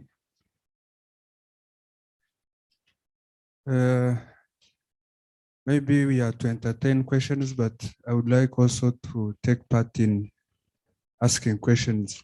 You see, you talked about autism, but I don't know, does it have an age of domination or it is born? Like, is it possible someone of 28 to get this kind of autism is not acquired, you're born with. Okay, thank you. So another question? And if you want to ask questions, I invite you to visit the school. It's not very far from here. Just walk like 5 minutes while at the school and you will see. Thank you. I'm Bonaventure. I'm a social worker by profession, working in Hope and Homes for Children. I would like to ask you, how about the other you see that you treat those children in childhood. In case they reached in adulthood, how you treat them? Is there any specific treatment after being in adulthood? Not even treatment, but intervention. Intervention, yeah. Thank you. It's a public or a national discussion point whereby the government has not even understand this treatment at child age. So we are struggling to let people understand that the intervention as earlier is done, the better. But after this transition from childhood to adulthood will be another point. So we are still struggling to mobilize the government to understand at least that the childhood is essential. Then the adulthood will come later. But even the childhood is not yet understood, because even these schools, imagine you don't have even one public school for special needs. No one, not even one. We don't have. We don't have. All schools we have are schools that are semi-public. And semi-public is not public, it's semi-public. Imagine that situation. It is very sad, my dear friends. We are building schools every day, SFB buildings in the floor, but we don't have at least one school for children with disabilities sponsored by the government, all semi-public or private. And at least in Rwanda, we have semi-publics. In other countries, like I don't mention, they don't even have semi-public. They have privates, if they have also, I don't know. At least in Rwanda, we are advanced. I visited different countries, Kenya, Uganda, everywhere I have gone. At least in Rwanda, we are advanced. And we can even have a platform where we can present this subject. In other countries, you cannot even be interested to be heard. Another question before I leave?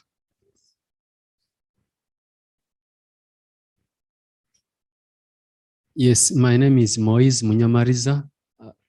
I have a curious question about success stories.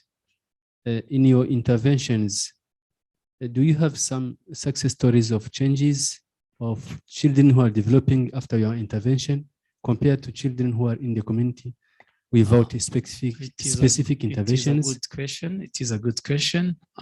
It is not very easy to confirm that children with autism will get better in terms of recovering, that autism will disappear.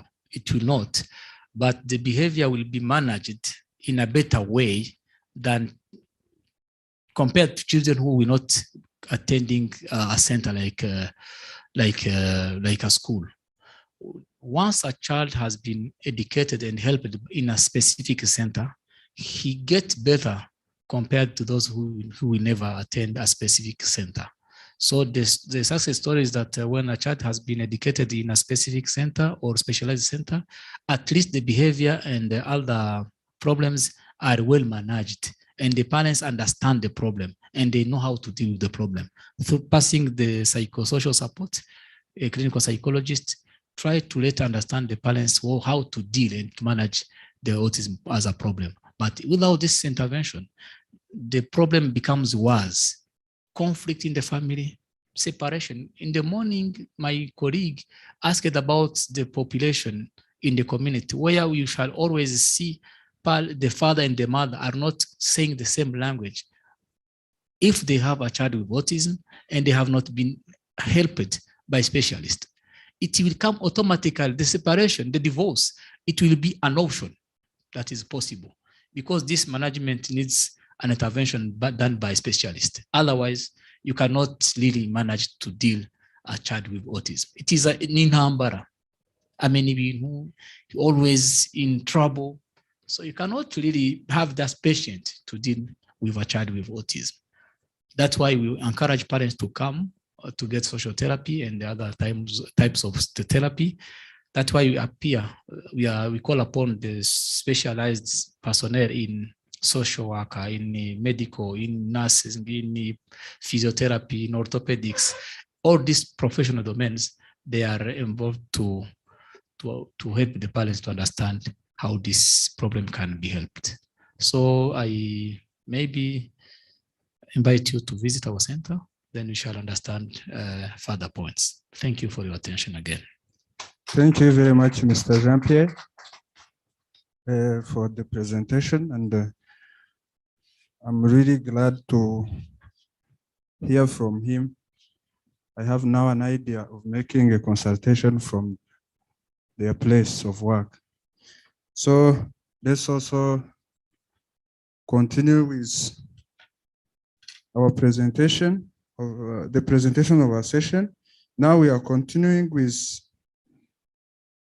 the session, and the presentation reads Decolonizing Nature, Indigenous Strategies for Environmental Sustainability. And this will be presented by Leslie Srowana and Catherine Shimiz. So I think to be provided by, to be presented virtually. Thank you very much.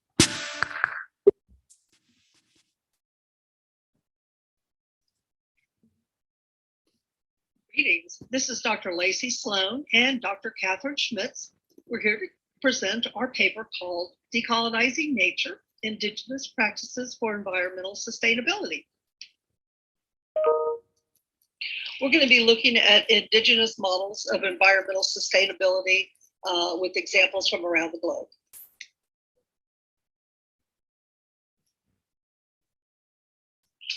We all know that climate change is impacting nearly every aspect of our lives. It's impacting our weather, the temperature, flooding, famine, poverty, migration, and conflict. We also know that colonization has contributed to environmental degradation through the extraction and exploitation of natural resources by colonizers and other practices. Some of the impacts of colonization on the environment include contamination of the land, the water, the air. You see here photos of the aftermath of mining, the contamination left behind, the environmental degradation.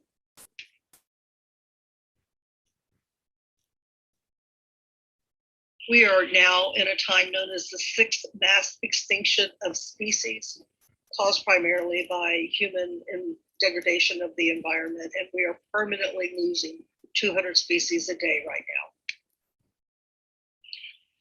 We have finally recognized that prior to colonization, there were local and indigenous worldviews that recognized humans were part of the greater ecology and that it's all interconnected and that balance is required.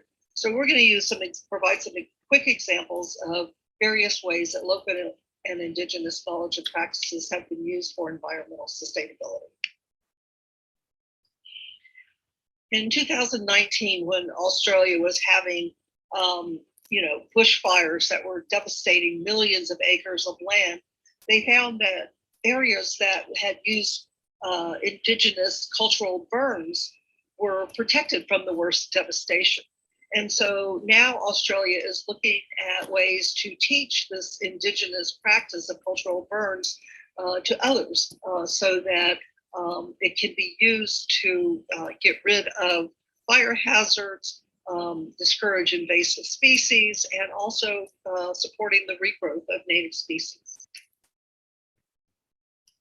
In Pakistan, they are using indigenous agricultural practices going back to the soft tillage, in other words, using oxen rather than machines, using reciprocal communal labor where people come together and help when it's time to plant the crops and harvest them, and also keeping their animals with where they are growing crops so that the fresh manure can be used instead of chemicals and fertilizers. Somaliland became an autonomous country in 1991, and they engaged in a long traditional peace process that ended up resulting in agreements with the pastoralists around the use of the land to protect vulnerable grasslands from overgrazing. They also recognized that economic diversity would protect the environment, so they have invested in finding alternative sources of income, particularly for women. And they've also gone to using permaculture and bunding in order to keep moisture in the land and plants, bring the plants back to the land. Dr. Wangari Maathai began the Greenbelt movement in Kenya, which is well known as a means of addressing environmental degradation, gender depression, and violent conflict. Dr. Maathai organized women and used indigenous knowledge, civic dialogue, and critical assessment and community empowerment in order to germinate, grow, and replant trees.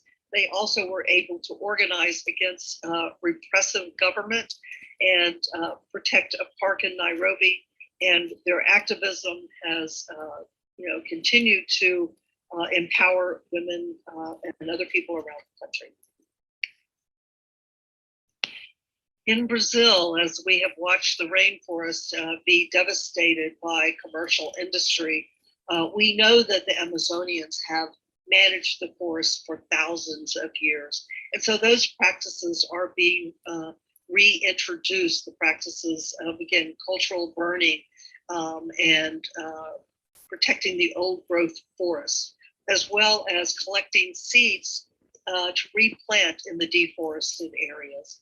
And there are also women leading projects that support a sustainable harvest of non-timber products so that the forests are left standing strong. In the US, the traditional indigenous practices of growing the three sisters together, corn, beans, and squash, created a polyculture that protected the soil and controlled pests. And there were alternative ways of doing that, depending on whether it was wet or it was dry. In the US, they also use understory fires beneath acorn trees to remove weevil and moth nuts prior to the full harvest. And then mushrooms and huckleberries can be harvested in the same space. In Greenland, local and indigenous communities are most impacted, as they are around the world, from climate change. And there are several practices that are being used or encouraged. For example, the use of dog sleds rather than snowmobiles. Snowmobiles are seen as being very damaging to the environment. Also trying to increase the amount of basically caribou hunting licenses available to local and indigenous peoples, because they don't overhunt an area. They have an area that they hunt in, and other hunters do not. And also reviving the old tradition of reusing waste materials.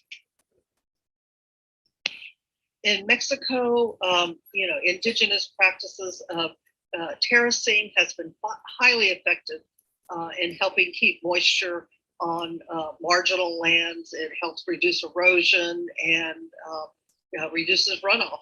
And they also do intercropping using a system of growing different crops together. And they also use a cafetal system, which is a system of shade growing, often used in coffee production. In Canada, where colonization had brought miners and the military in that left massive environmental degradation behind, Indigenous and tribal leaders came together to form the Yukon River Intertribal Watershed Council to protect the Yukon River and heal it from the damage that had happened. And they begin with traditional storytelling and processes to understand how they would move forward. They begin in ceremony, and as they went down the river, they taught, they sang and they drummed so that they could share these practices with traditional communities along the river. The forests of Madagascar have always been important to local and indigenous people, and there are many sacred forests that are believed to be where royal ancestors live and lie, and also where there are medicine from plants, and they have been protected for centuries from being felled. And local and indigenous people have been instrumental in helping to select trees to replant, identify the right time for seed collection, and now they are developing and caring for trees that can be replanted to protect their cultural and social life.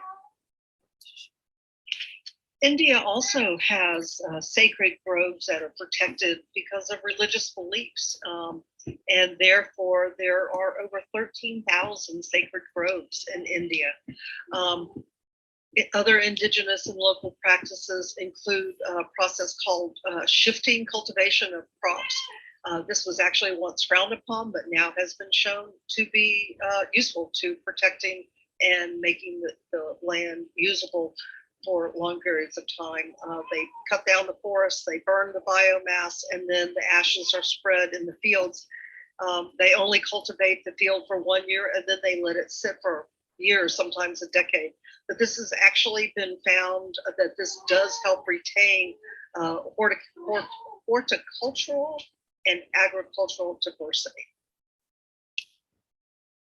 And that is our presentation. My understanding is that we will have an opportunity at the end of the session for questions and answers. Thank you.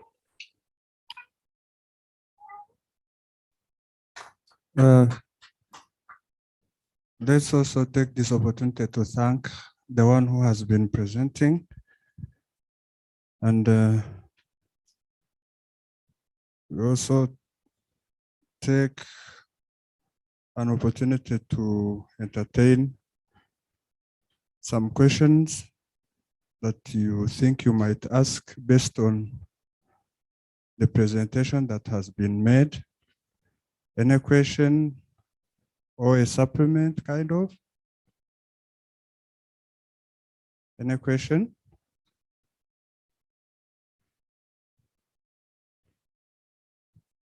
No question, no supplement? We just continue? Okay, great thanks to the presenter. Let's now continue to the next presentation over today's session. And it reads, Beyond Masculinity, Borders as Allies for Improved Maternal Health in Uganda. And this shall be presented by Bakshi Asuman.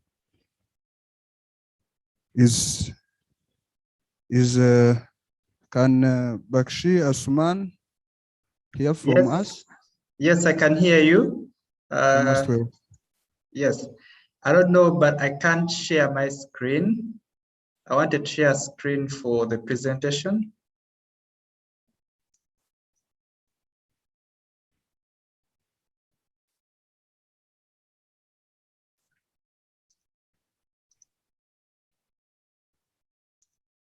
All right, thank you so much. My name is Baksh Asman.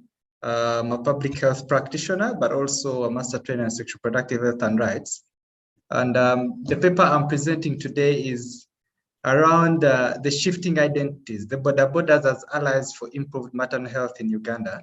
The borders, I'll start, most of us know them as the motorcycle riders or the tuk-tuks and all that.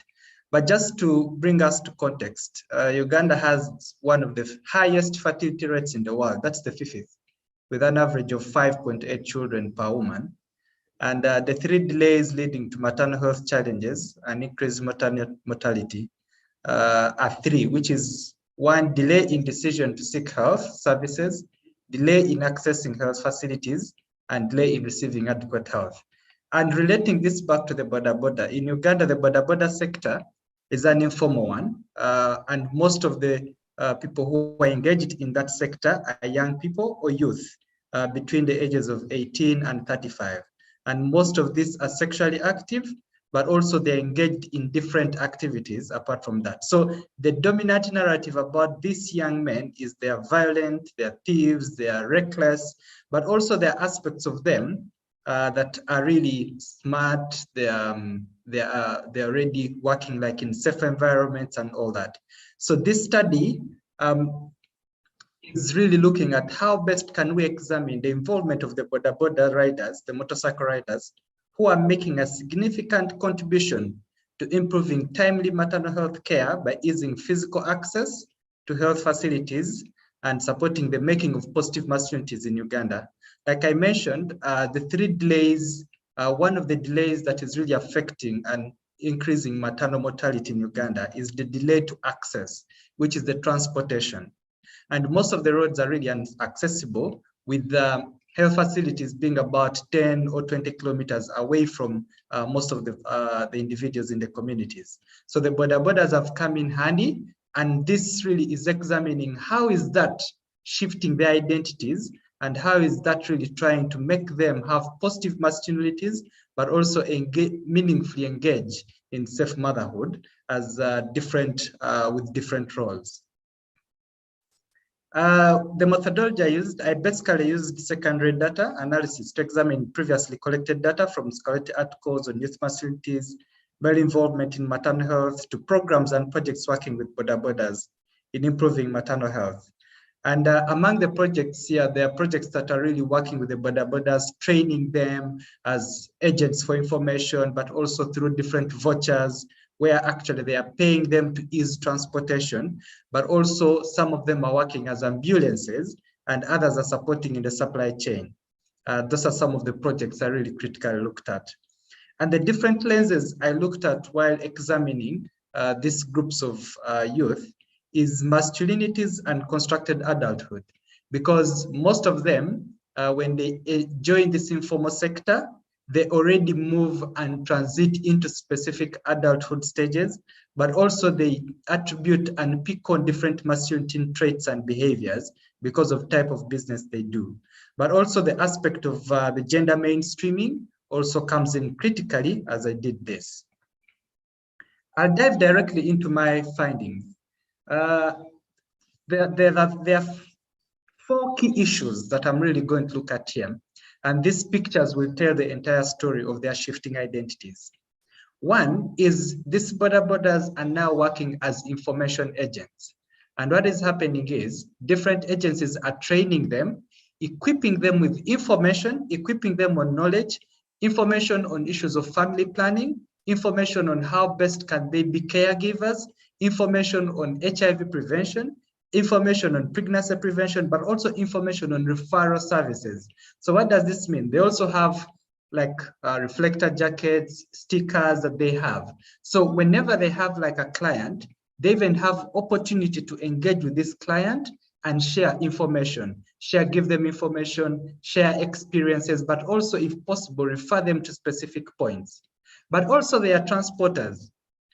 We have seen so many of them becoming transporters and having issues like ambulances for ease access.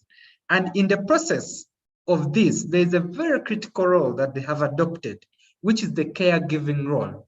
And as social workers, most of the aspects of caregiving really comes in here handy. And they are critically playing this because when the mothers call them to pick them for either going antenatal care or delivery, that entire process of ensuring and reassuring and ensuring that the mother is safe becomes very critical in caregiving. When they arrive at the facility, they even support the mothers to make sure they are taken into either emergency and all that. But also some of the borders that I interacted with and also interacted with in the different projects told us they even do a follow-up and see how is the mother that I dropped off, how is she doing and all that. And in that way, they are critically having a caregiving role. But in the process, the aspect of male involvement really comes in very critically. The other aspect here is they have been incorporated in the health supply, commodity supply chain.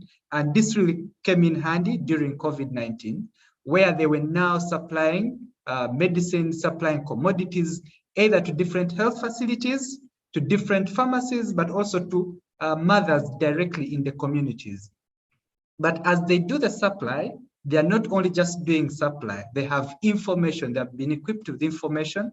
And what we have seen is some of the borders have shifted this and they are taking it back to their homes. So they are now becoming better fathers, they are providing better for their families. And there has been also an aspect of improved livelihood because now they understand what their role critically plays in this.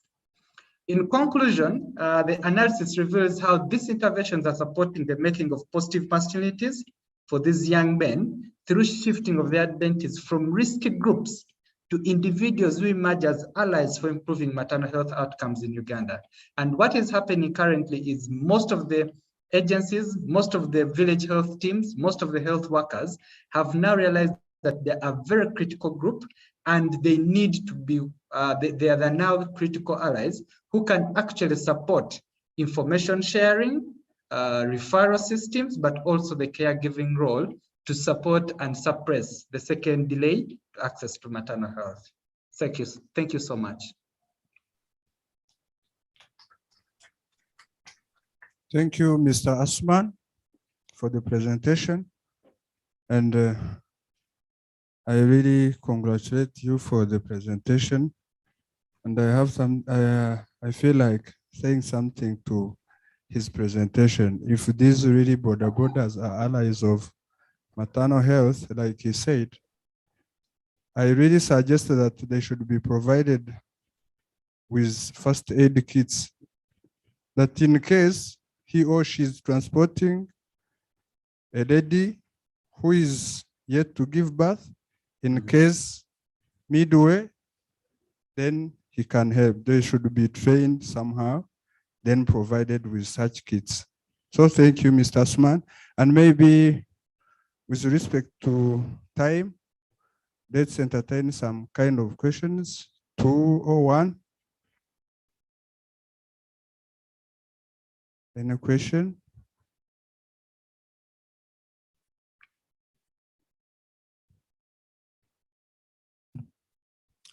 Yes, my name is Moise Munyamariza, living in Rwanda, working at Hope and Homes for Children. I am very happy for this research. Anything that can contribute to maternal health is very important for me, because my experience from the fieldwork, I talked and discussed with many parents who have children with disabilities. Some of them said that the cause of children disabilities are delay of reaching health centers and hospitals. So if Boda can contribute to maternal health, I'm happy of this research. Thank you very much, Kongs. Maybe he has been supplementing.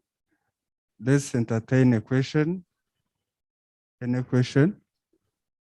Okay. Yes, good evening. I'm Branley, my dad from Tanzania. I didn't have a question, but the last statement you said has given me a question, that because of the contribution that the border borders have been having in the maternity health, maybe we go ahead and train them and give them the first aid so that they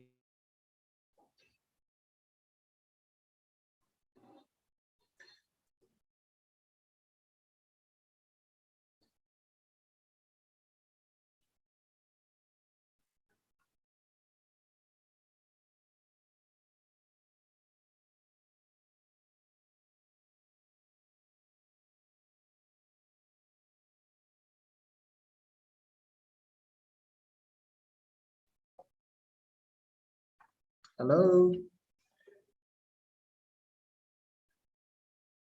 Is there anyone there?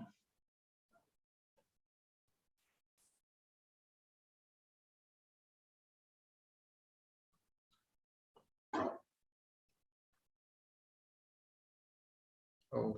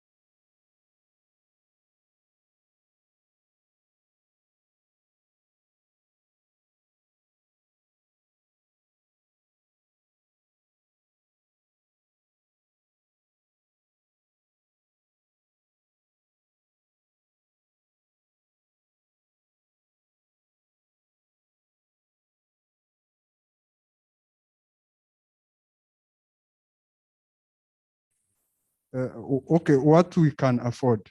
So thank you. Maybe Mr. Asman will respond to your question when he comes back online. Hello?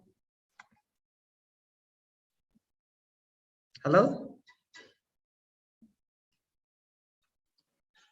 Mr. Asman? Yes, we are there. I don't know what happened from...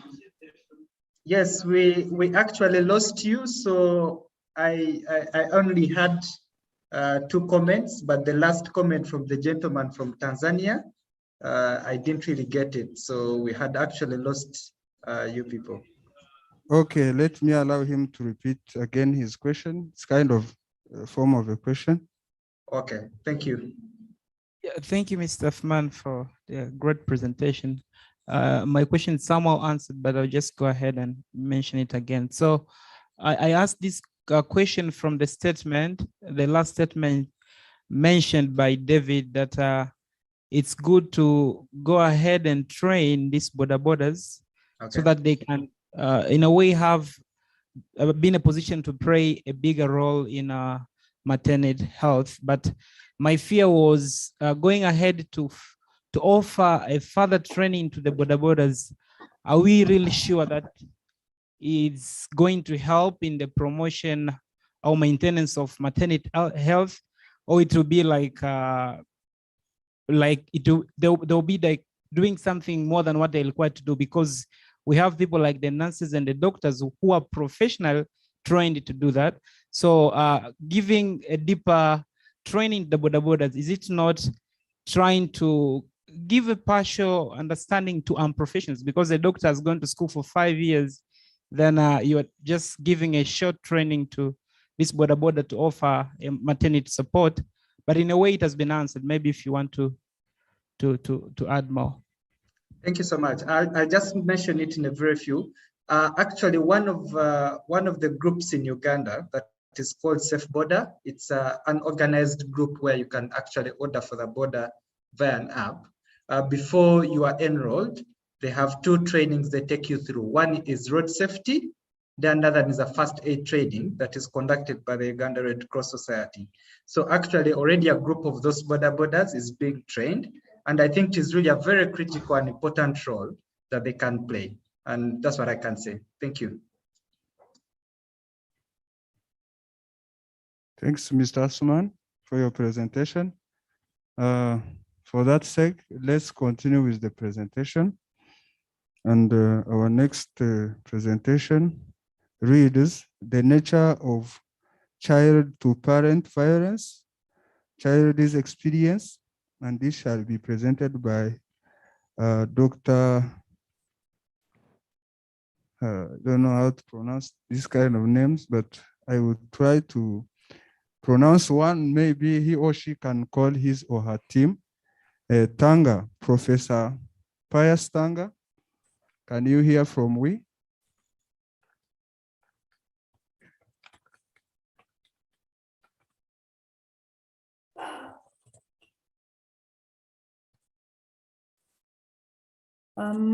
Good afternoon, everyone.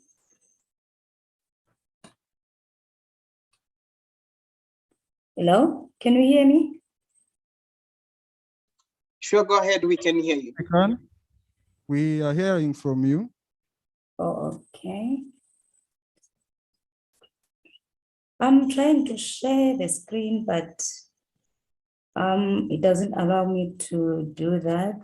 I don't know what the problem. It says host disabled participant screen sharing. So I can't share my presentation. You know, you can share now. I've given you the... Okay. Wow.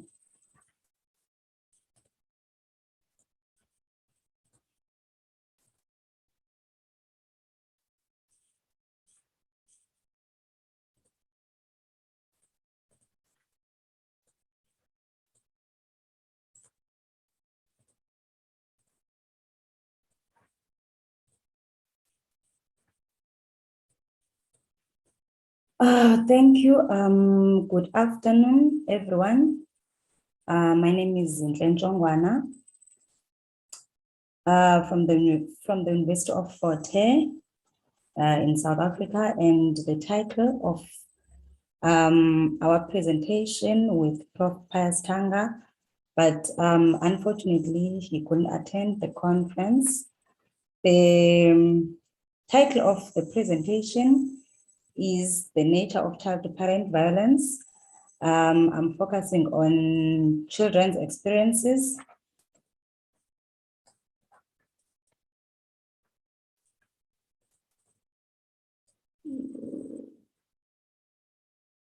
Why is it stuck?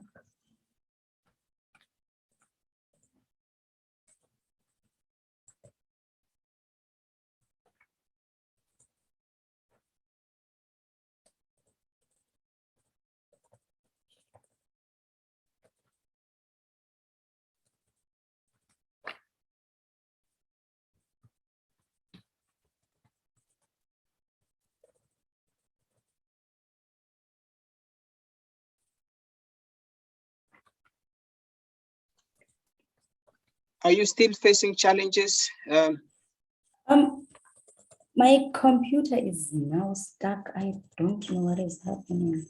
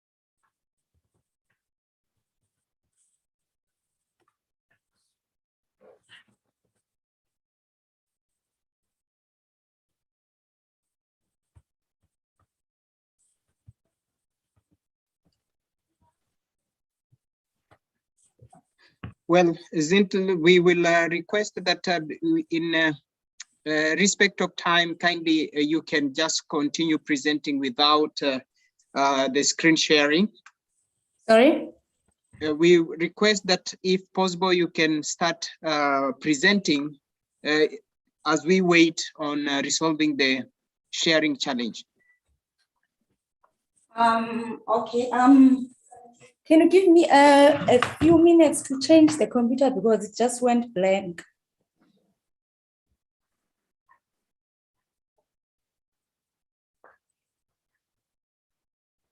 I'll have to change the computer because it just went blank. I can hear you, but I can't see or do anything. The screen just went blank. So asking for a few minutes to change the computer and continue with the presentation.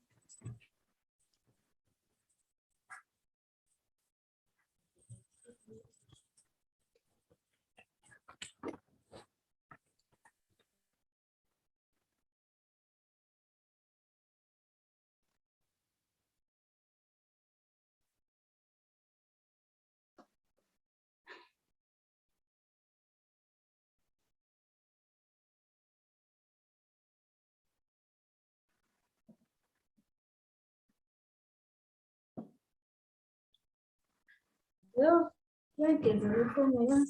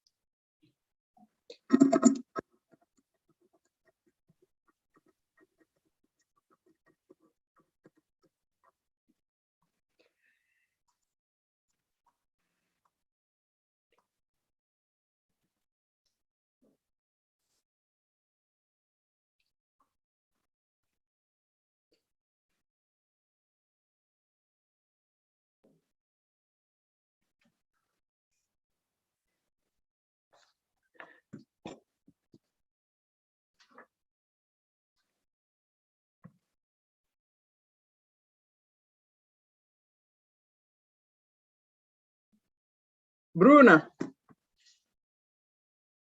my love.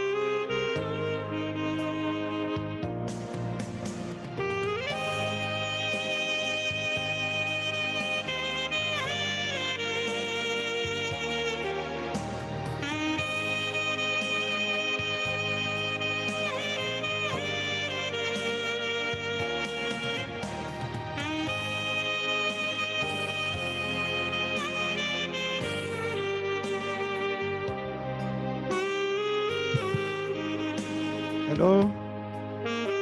As you see, we are experiencing technical problems.